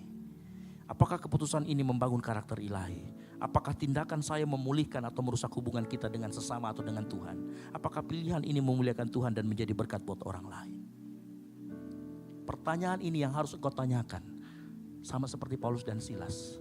Waktu Paulus dan Silas terbuka, dia bilang, apakah kalau saya lari itu membangun karakter ilahi? Enggak. Apakah tindakan saya waktu lari nanti akan merusak hubungan saya dengan orang lain? Iya, kepala penjara mati. Apakah pilihan saya ini memuliakan Tuhan dan menjadi berkat buat orang lain kalau saya lari? Enggak, mereka memilih tinggal. Karena mereka tahu kehidupan mereka harusnya memuliakan nama Tuhan. Kalau kita bertanya pertanyaan ini, setiap mengambil kita keputusan, ya, maka keputusan kita bukan cuma sekedar benar, tetapi tepat di hadapan Tuhan. Baik dalam rumah tangga, keluarga, engkau sebagai anak, sebagai suami istri, dalam pekerjaan, bisnis, gereja.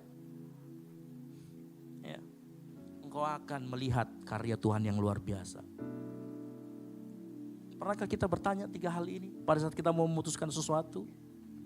Engkau yang ditawari nyontek, kau berkata ini membangun karakter ilahi enggak? Kalau enggak, jangan kau lakukan. Dalam keluarga, kalau terjadi konflik dengan orang tuamu, atau dengan pasanganmu, dengan suami istri, kita selalu berkata pokoknya saya harus benar, papa mama harus minta maaf dulu, atau anak-anak harus minta maaf dulu. Saya mau kasih tahu perspektif kekekalan berbeda. Apakah saat engkau menyimpan amarah itu membangun karakter Kristus yang pemaaf dalam dirimu? Enggak. Apakah memenangkan argumen memulihkan hubunganmu dengan orang tuamu? Enggak, justru sebaliknya. Menciptakan argumen akan menciptakan luka yang lebih dalam, baik buat orang tuamu ataupun dirimu. Apakah suasana perang dingin antara engkau dan orang tua memuliakan Tuhan di rumahmu? Enggak. Kalau gitu jangan kau lakukan. Nah biasanya orang yang punya perspektif kekekalan, berpikir panjang dengan cara perspektif kekekalan, dia akan lebih banyak mengalah. Sama-sama katakan mengalah. Dia mengalah karena dia tahu upahnya nanti akan lebih besar, yaitu kekekalan. Saat dia dicurangi, dia gak balik curangin orang. Dia akan biarkan dia serahkan ke tangan Tuhan. Dengar baik-baik. Tidak usah rebutan-rebutan cowok lagi. Kasih saja. Tidak usah rebutan-rebutan cewek lagi. Kasih saja. Mengalah. Itu ciri-ciri orang yang punya perspektif kekekalan. Ya, saya mau kasih tahu ya. Perspektif kekekalan memberi kita kekuatan untuk memilih jalan yang sulit tapi benar dan tepat, daripada jalan yang mudah namun akhirnya engkau rusak. Kebanyakan kita itu tidak ngalah kalau di mana? Di jalanan. Halo, betul apa betul? Ya, kebanyakan kita nggak mau mengalah kalau di jalanan. Maunya saya sampai duluan. Sama-sama aja sampai. Mengalah aku sedikit. Daripada kau berantem di situ lebih lama. Halo? Yang mau mengalah katakan amin. Ya, saya berdoa jemaat di tempat ini tidak mengambil keputusan berdasarkan emosi, tetapi mengambil pilihan. Jalan yang sulit tapi benar dan tepat, ketimbang jalan yang mudah tapi merusak. Ya. Kalau kita lakukan ini, kalau kita punya cara pandang Paulus dan Silas ini, saya mau kasih tahu, bukan keluarga orang yang akan dimenangkan, keluargamu akan dimenangkan buat Tuhan. Keluargamu akan melihat Kristus dalam dirimu. Engkau akan jauh berbeda dilihat sama orang tuamu. Nah, kenapa kau sekarang tidak pernah mau kau menjawab? Dulu kau dikasih tahu sedikit, jawabanmu 10.000. Baru bicara 5 kata 10.000 jawabanmu. Ada yang begitu hari ini tempat ini. Kalau dikasih tahu, ditegur sama orang, banyak sekali alasannya. Saya mau kasih tahu, sama orang tua, jangan lebih banyak kata-katamu daripada dia. Kalau dia, kau hitung dia kalau, kenapa kau begini, hitung kata-katanya. 10, kurangi setengahnya kalau kau menjawab. Iya mak, mohon maaf. Sudah. Jangan kau kali 2 itu kata-katamu. Jelas bikin tambah sakit, yang mengerti katakan amin. Itu namanya punya perspektif kekekalan. Yang mau katakan yes. Begitu. Para pemuji penyembah saya mau angkat maju ke depan. Ayo mari. Dengar baik-baik. Kalau engkau lakukan seperti Paulus dan Silas dimanapun kau berada, akan lebih banyak pengampunan dalam keluargamu. Akan lebih banyak pemulihan hubunganmu dengan orang tuamu. Akan banyak pemulihan hubunganmu dengan suami atau istrimu. Akan lebih banyak pemulihan hubunganmu dengan temanmu. Akan lebih banyak integritas di tempat kerjamu. Akan lebih banyak kemurahan hati dan kasih karunia di tempat di mana engkau berada. Ya mau katakan amin. Jadilah orang-orang yang pada saat sedang dalam kesusahan tetap punya respon yang tepat. Dalam saat engkau mengalami berkat mujizat, engkau juga punya perspektif kekekalan. Gak perlu kita semua berkat kita ambil. Tapi kalau kita miliki perspektif kekekalan, kita akan tepat di hadapan Tuhan. Tutup Alkitabmu.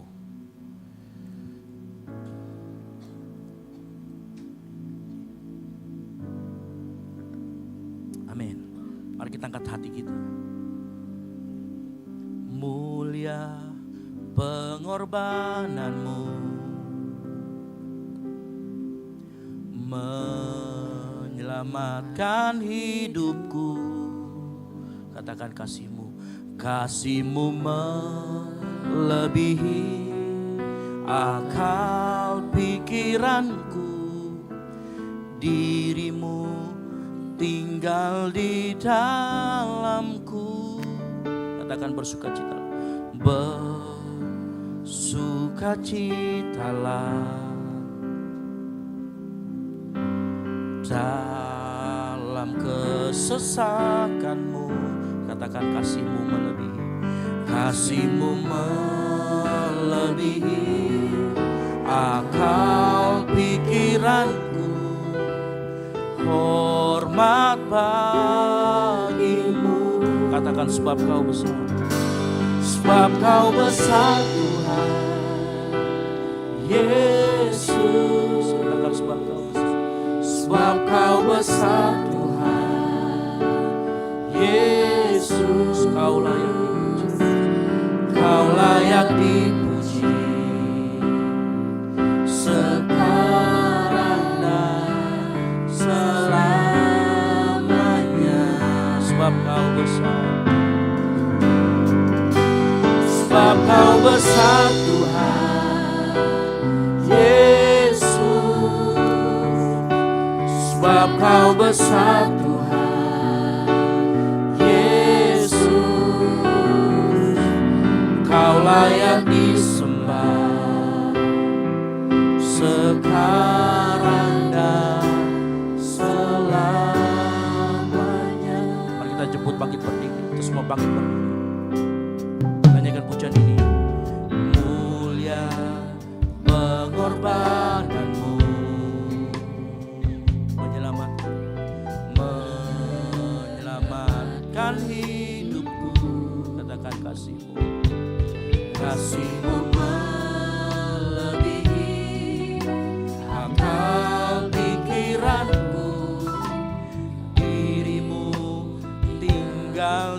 dalamku.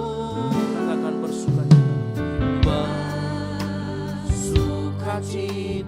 Katakan dalam kesesakan. Dalam kesesakanmu. Katakan kasihmu. Kasihmu melebihi akal pikiranku. Katakan hormat bagimu. Katakan sebab kau besar. Sebab kau besar Tuhan Yesus. Sebab kau besar. Sebab kau besar Tuhan Yesus. Kau layak dipuji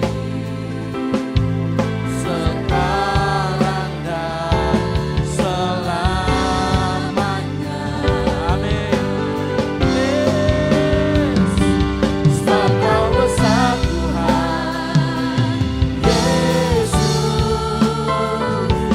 Sebab kau besar Tuhan Yesus. Kau layak disembah sekarang dan selamanya. Kalau Paulus dan Silas tahu lagu ini, mungkin dia akan menyanyikan ini. Dia akan berkata dalam kesesakannya, sebab kau besar Tuhan, karena hanya Engkau yang layak dipuji.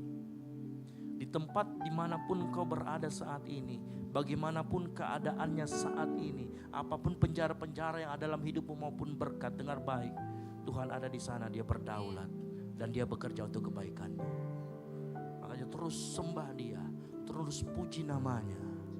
Mari kau yang mau memuji nama Tuhan, angkat tanganmu, sama-sama katakan, sebab kau besar Tuhan Yesus. Sebab kau besar Tuhan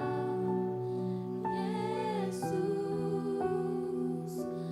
Kau layak dipuji Sekarang dan selamanya. sekarang dan selamanya. Katakan sebab kau besar. Yes. Sebab kau besar Tuhan Yesus. Sebab kau besar Tuhan Yesus. Kau layak disembah sekarang dan Mari selamanya. fokusmu bukan pada sakit penyakitmu, mari fokus sama Tuhan. Sebab kau besar. Sebab kau besar Tuhan Yesus. Namamu ditinggikan. Sebab kau besar Tuhan Yesus. Kau layak dipuji. Kau layak dipuji sekarang dan Sebab selamanya. kau besar. Amin. Sebab kau besar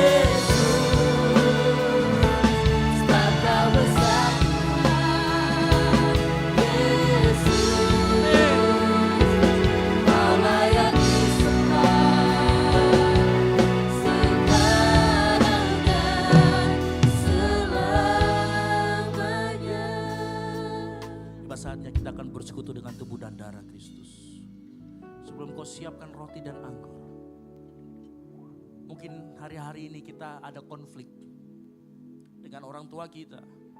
Kita mungkin sempat mengumpat mereka. Kita mungkin berkata tidak baik kepada mereka ataupun di belakang mereka. Mungkin sama temanmu engkau ada konflik, kau bikin kesalahan dengan temanmu. Mari di tempat ini sebelum kita masuk dengan persekutuan dengan tubuh dan darah Kristus, engkau minta ampun di hadapan Tuhan. Ngomong sama Tuhan, Tuhan layakkan kami Tuhan.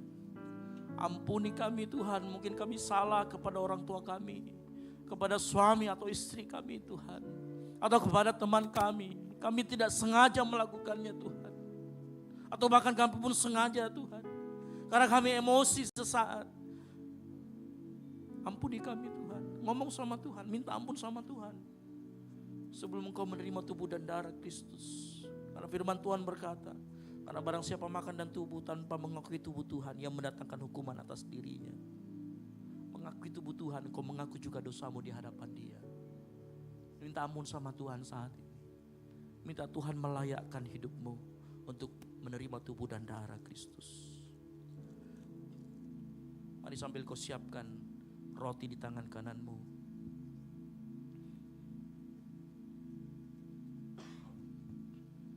Angkat tinggi lebih daripada kepalamu. Kita akan masuk dalam perjamuan kudus, persekutuan dengan tubuh dan darah Kristus. Dengarkan firman Tuhan, sebab apa yang telah kuteruskan kepadamu telah aku terima dari Tuhan, yaitu bahwa Tuhan Yesus pada malam waktu Ia diserahkan mengambil roti, dan sesudah itu Ia mengucap syukur atasnya. Ia memecah-mecahkannya dan berkata, inilah tubuhku yang diserahkan bagi kamu, perbuatlah ini menjadi peringatan akan aku. Percayakah kita roti yang ada di tangan kita adalah persekutuan kita dengan tubuh Kristus untuk menebus dosa-dosa kita. Mari kita makan bersama-sama di dalam nama Tuhan Yesus Kristus.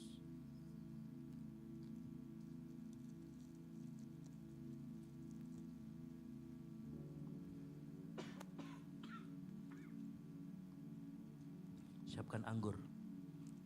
Cawan di tangan kananmu angkat lebih tinggi dari kepalamu. Dengarkan firman Tuhan.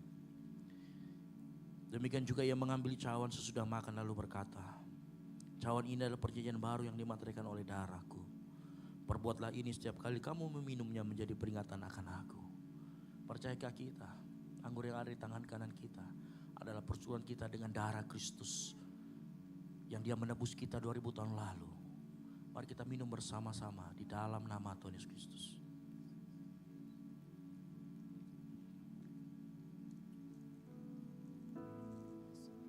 Mari angkat suaramu.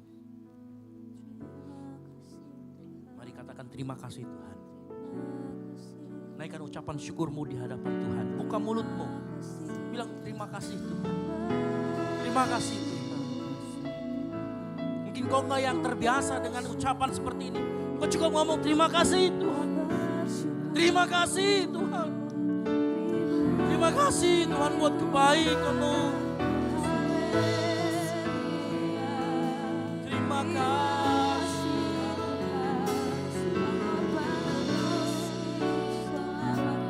Yes, angkat suaramu. Katakan thank you Jesus. Terima kasih buat pengorbanan-Mu. Terima kasih buat kasih setia-Mu yang melimpah dalam kehidupan kami. Yes. Katakan terima kasih. Amin.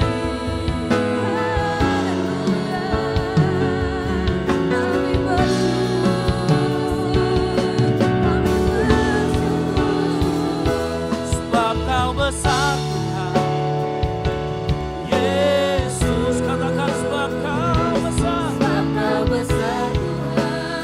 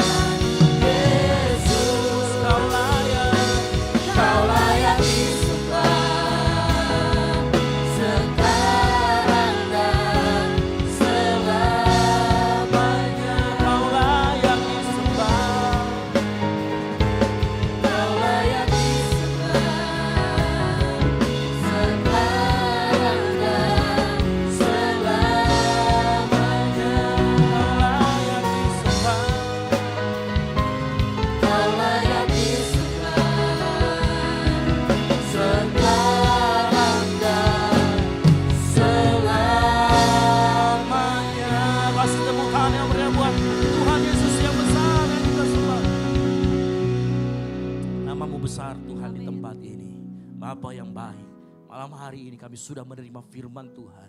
Dan firman Tuhan itu menegur kami, mengkalibrasi hati kami sehingga kami keluar dari tempat ini. Kami bukan orang yang sama lagi. Kami menerima penyingkapan dari firman Tuhan. Kami juga bersyukur buat persekutuan dengan tubuh dan darah Kristus yang mengingatkan kami betapa Engkau mengasihi kami, betapa Engkau menjaga kami. Terima kasih Tuhan Yesus. Kami yakin dan percaya hamba-Mu selesai berbicara, tapi firman Tuhan akan terus berbicara dalam hati mereka. Roh Kudus akan terus mengingatkan mereka bahwa kebenaran akan selalu muncul di hadapan mereka. Terima kasih Tuhan Yesus. Kami serahkan semua ini ke dalam tangan-Mu. Biar sambut dan sempurnakan, biar kehendak-Mu yang jadi. Di dalam nama Tuhan Yesus Kristus yang diberkati Tuhan, sama-sama katakan amin. Baik, silakan duduk. Puji Tuhan. Yang diberkati dengan kebenaran firman Tuhan, mari kita berikan tepuk tangan sekali lagi buat Tuhan Yesus kita. Haleluya. Tiba saatnya kita akan memberikan persembahan. Di depan Bapak Ibu Saudara sekalian ada 2 amplop. Amplop yang pertama untuk operasional pastori dan amplop yang kedua untuk kas gereja. Dan sebelum kita memberikan persembahan, saya perlu informasikan buat kita semua nanti di depan pada saat kita memberikan persembahan ada kotak kecil. Di atas kotak persembahan itu berisi kertas untuk janji iman. Jadi jemaat Tuhan yang rindu dan terbeban untuk menabur bagi pekerjaan Tuhan khususnya untuk Natal kita bulan Desember bisa mengambil lembar janji iman itu, mengisinya dan kemudian mengembalikannya kepada saya atau kepada pelayan aser yang bertugas. Dan untuk alur kita memberikan persembahan nanti tolong mengikuti arahan dari para aser. Jadi kita semua bisa alur persembahannya bisa berjalan dengan baik. Dan sebelum itu mari kita angkat kedua amplop kita berdoa. Terima kasih Bapak yang baik, kami telah dikenyangkan dengan kebenaran firman Tuhan. Kami berdoa biar Tuhan memberkati lebih lagi hamba-Mu, Pastor Ezra, agar lebih lagi dia bisa menyingkapkan rahasia kebenaran firman Tuhan bagi jemaat-Mu di tempat ini. Dan kami berdoa biar benih firman Tuhan tertanam baik dalam setiap hati dan pikiran kami Tuhan. Saat ini kami mau memberikan persembahan kami, biarlah Tuhan Yesus apa yang kami persembahkan ini berkenan di hadapan Tuhan dan berguna bagi pekerjaan Tuhan yang ada di gereja ini. Terima kasih Bapak, kami telah siap untuk memberikan persembahan ini di dalam nama Tuhan Yesus yang sudah siap memberi persembahan. Mari sama-sama kita katakan amin. Persembahan akan dijalankan di sebelah kiri, bagian tengah, kemudian sebelah kanan saya. Selamat memberi, Tuhan Yesus memberkati.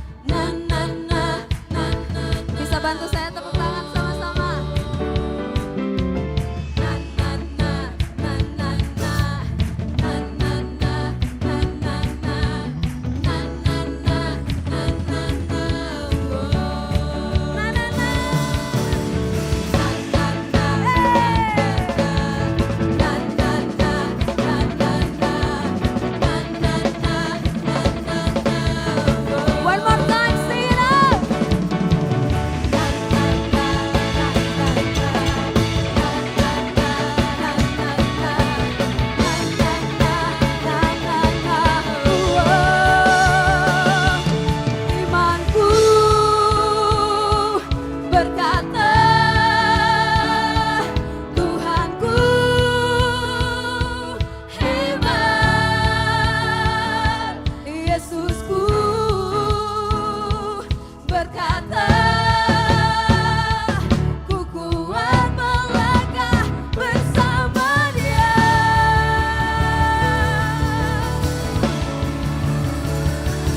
Ku memuji, ku bersorak, ku mengangkat tinggi panjinya, panji kemenangannya. Ku bernyanyi, ku bersorak, ku mengangkat tinggi panjinya, panji kemenangan. Ku memuji, ku bersorak, ku mengangkat tinggi panjinya, panji kemenangannya. Ku bernyanyi, haleluya, ku bersorak, ku mengangkat tinggi panjinya, panji kemenangan.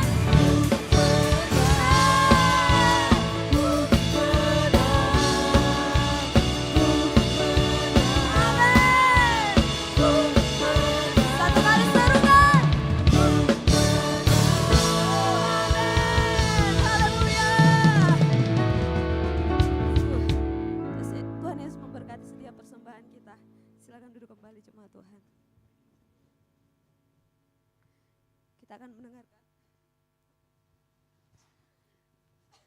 Kita akan mendengarkan informasi mengenai kegiatan gereja kita selama sepekan. Kepada tim multimedia disilakan. Shalom jemaat yang dikasihi Tuhan. Shalom jemaat yang dikasihi Tuhan. Berikut beberapa informasi kegiatan GBI Oikumene selama 1 minggu ke depan. Doa sarapan pagi bersama akan diadakan pada hari Sabtu pukul 5 pagi bertempat di gereja. Bapak Ibu jemaat Tuhan juga dapat menyaksikannya secara online melalui live streaming YouTube GBI Oikumene. Doa pelayan dan puasa akan diadakan pada hari Sabtu pukul 6 sore bertempat di gereja. Gladi bersih untuk ibadah raya pertama akan diadakan pada hari Sabtu pukul 7 malam, ibadah raya 2 pada hari Minggu pukul setengah 3 sore, dan gladi bersih untuk ibadah raya ketiga akan diadakan pada hari Sabtu pukul 10 pagi. Ibadah raya Minggu diadakan sebanyak 3 kali, yaitu pukul 9 pagi, pukul setengah 5 sore, dan pukul 7 malam. Ibadah raya yang pertama dan yang kedua akan disertai ibadah anak sekolah minggu. Ibadah-ibadah ini dapat disaksikan secara online melalui live YouTube GBI Oikumene. Bagi saudara-saudari yang ingin mendapatkan dukungan doa, silakan menghubungi nomor berikut. Pondok Daud akan diadakan setiap hari Selasa dan Jumat pukul 3 sore bertempat di ruang sekolah minggu. Bagi jemaat Tuhan yang berkerinduan untuk didoakan, silakan mengisi form pokok doa yang telah disiapkan. Mari tetap saling menopang dalam doa-doa kita kepada Tuhan. Bagi saudara-saudari yang membutuhkan layanan konseling, penyerahan anak, dan pernikahan, silakan menghubungi nomor berikut. Baptisan akan diadakan pada minggu terakhir setiap 3 bulan sekali. Bagi saudara sekalian yang membutuhkan layanan baptisan, silakan menghubungi nomor berikut. Persembahan persepuluhan dan persembahan lainnya dapat ditransfer melalui rekening BCA dengan nomor 7993 111 777 atas nama GBI Oikumene. Jangan lupa untuk mencantumkan keterangan untuk setiap persembahan yang diberikan. Perpuluhan yang jemaat Tuhan berikan akan dipergunakan seluruhnya untuk pekerjaan Tuhan di tempat ini dan akan dilaporkan secara periodik serta terbuka kepada jemaat Tuhan sekalian. Bagi Bapak Ibu jemaat Tuhan dan saudara sekalian yang rindu untuk melayani Tuhan, silakan mengisi formulir dengan cara scan barcode berikut atau menghubungi nomor berikut. Mari memakai waktu dan talenta yang Tuhan beri bagi kemuliaan namanya. GBI Oikumene mengucapkan selamat ulang tahun bagi jemaat Tuhan yang berulang tahun sepanjang bulan ini. kasih, sukacita, dan penyertaan Tuhan melimpah bagi jemaat Tuhan sekalian. Demikian informasi mengenai kegiatan GBI Oikumene selama sepekan. Selamat hari Minggu, Tuhan Yesus memberkati. Ada beberapa pengumuman tambahan buat kita semua. Yang pertama-tama kami ucapkan selamat datang buat jemaat Tuhan yang baru pertama kali hadir di GBI Oikumene. Apabila jemaat Tuhan yang belum memiliki gereja tetap di Makassar, untuk bertumbuh, kami sangat terbuka buat kita semua. Mari bertumbuh bersama dengan kami. Dan di sebelah kiri kanan Bapak Ibu jemaat Tuhan sekalian ada para aser, pelayan aser. Mereka membawa lembaran formulir untuk selamat datang kita yang baru pertama kali hadir di tempat ini. Sebab itu jangan ragu untuk mengambil dan mengisi form selamat datang ini karena kita akan follow up. Dan biar kita bisa punya komunitas untuk bertumbuh bersama. Kemudian Bapak Ibu jemaat Tuhan yang rindu untuk didoakan, ditopang di dalam doa, dalam setiap pergumulan atau apapun yang sementara diusahakan, direncanakan, yang rindu untuk ditopang dalam doa, Bapak Ibu bisa mengambil juga formulir pokok doa yang ada, form pokok doa yang ada di tangan para aser. Nanti kita akan doakan di setiap hari Selasa dan hari Jumat pukul 3 sore di tempat ini. Nah jangan ragu untuk mengambilnya apabila memang Bapak Ibu jemaat Tuhan sekalian butuh untuk didoakan. Selanjutnya kita panitia pencarian dana Natal sementara melakukan pencarian dana berupa penjualan basar. Jadi penjualan basar, kita menjual jus dan kebab. Jadi ada kebab harganya 15.000 dan jus 20.000. Jadi Bapak Ibu jemaat Tuhan yang lapar dan mau menabur bagi pekerjaan Tuhan bisa mengambil makanan dan minuman itu dan ditukarkan dengan uang gitu ya. Selanjutnya Bapak Ibu yang berhari ulang tahun sepanjang bulan Oktober dari tanggal 1 sampai tanggal 31 Oktober bisa maju ke depan, kita akan doakan dan diberikan souvenir hadiah yang telah disediakan dari gereja. Sekali lagi Bapak Ibu jemaat Tuhan yang baru pertama kali hadir pun yang berhari ulang tahun selama bulan Oktober silakan maju ke depan. Ya, yang berulang tahun sepanjang bulan Oktober silakan maju ke depan. Ayo jangan malu-malu, yang baru pertama kali hadir juga silakan maju ke depan. Yang baru pertama kali hadir ataupun yang sudah berapa kali, walaupun bukan berjemaat di sini, maju saja ke depan, silakan di sini. Ya, oke. Yang berulang tahun mana lagi yang berulang tahun sepanjang bulan Oktober? Yang namanya Oktelin, Octavianus, Oktarina. Ya, maju semuanya. Namamu Jojo, bukan tidak ada Oktanya, kenapa maju-maju juga ini Jojo nih. Sebelah sini coba geser, ya supaya yang lain bisa. Silakan ada lagi yang berulang tahun sepanjang bulan Oktober. Ada lagi? Ini kurang banyak ini, setengah saya banyak nih. Ada lagi yang berulang tahun? Ayo jangan malu-malu. Panggilan terakhir? Oke, kalau sudah tidak ada, mari kita angkat tangan kita arahkan kepada teman-teman kita yang berulang tahun sepanjang bulan Oktober. Bapak yang baik, kami mengucap syukur buat teman-teman kami yang berulang tahun sepanjang bulan Oktober ini. Hamba berdoa biar kasih karunia Allah dalam kehidupan mereka, di usianya yang mereka bertambah, terus mengalir. Kemanapun mereka pergi, anugerah Allah berjalan di depan mereka. Apapun yang mereka lakukan dengan tangan mereka, Tuhan memberkati. Apapun yang mereka jumpai di kaki mereka, Tuhan menyertai. Kami yakin dan percaya Tuhan, anugerah-Mu selalu besar dalam kehidupan anak-anak-Mu. Yang bertambah usia 1 tahun ini biar bertambah juga kerinduannya untuk semakin kenal dan dekat dengan Tuhan. Sehingga nama Tuhan dipermuliakan dalam kehidupan mereka. Kami bersyukur Tuhan buat teman-teman kami. Di dalam nama Tuhan Yesus Kristus. Yang diberkati Tuhan, sama-sama katakan amin. Umur panjang di tangan kanan, di tangan kiri ada kekayaan dan kehormatan sampai selamanya. Umur panjang di tangan kanan, di tangan kiri ada kekayaan dan kehormatan sampai selamanya.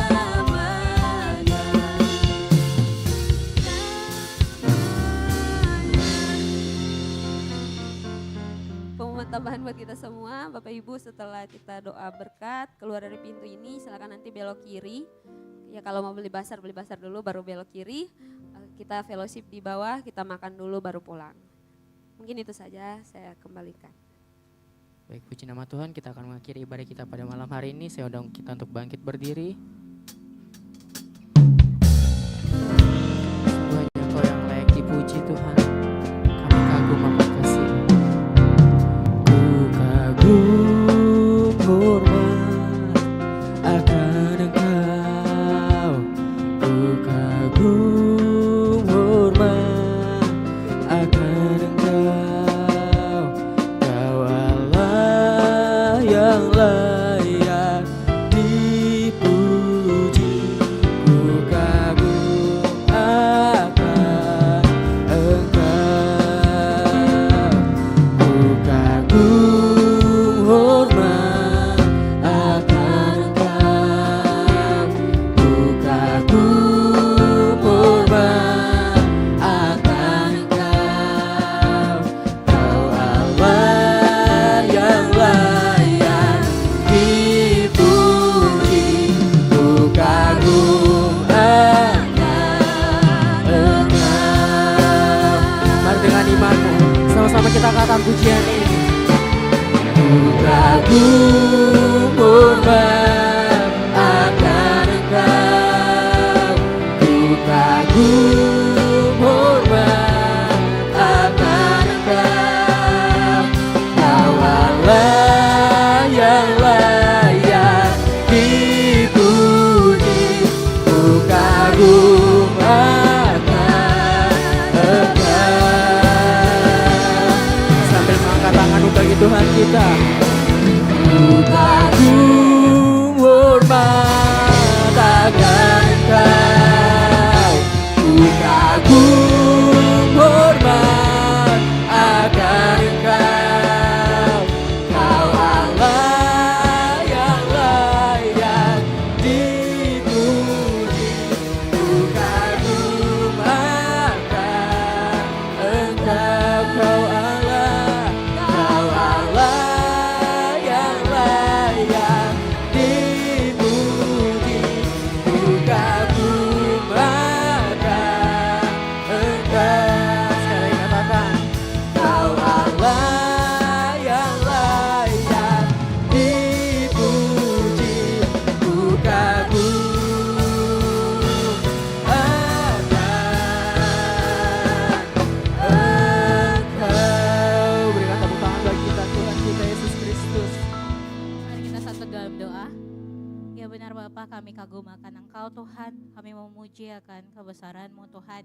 Kami bersyukur Tuhan di malam yang indah ini kami bisa berkumpul bersama memuji memuliakan nama-Mu. Semua hanya karena kasih karunia-Mu Tuhan. Bapa di surga, di saat ini kami bersyukur Tuhan untuk firman-Mu yang mengingatkan kami untuk bagaimana kami sadar akan identitas kami. Kalaupun Tuhan dalam minggu ini kami mulai hilang arah Tuhan, biarlah dari firman yang telah kami dengar malam ini Tuhan, firman-Mu mengkalibrasi hati kami sehingga kami berada di jalan-Mu Tuhan. Hamba-Mu yang telah menyampaikan firman-Mu Tuhan, biarlah Engkau berkati lebih lagi Tuhan, sehingga semakin banyak lagi Tuhan yang bisa ya bagikan lagi Tuhan, semakin diberkati oleh Engkau.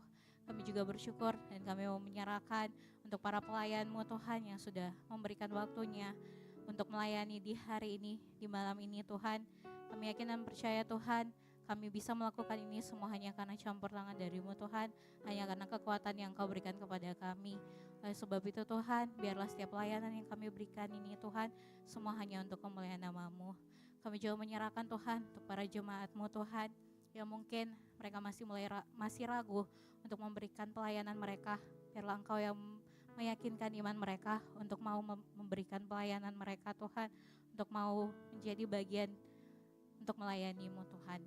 Kami juga berdoa Tuhan untuk para jemaat-Mu Tuhan yang hadir di online maupun di onsite ini Tuhan. Biarlah Engkau yang memberkati setiap kami Tuhan, sehingga setiap kami Tuhan terus mau memuji memuliakan-Mu, selalu berada di jalan-Mu Tuhan.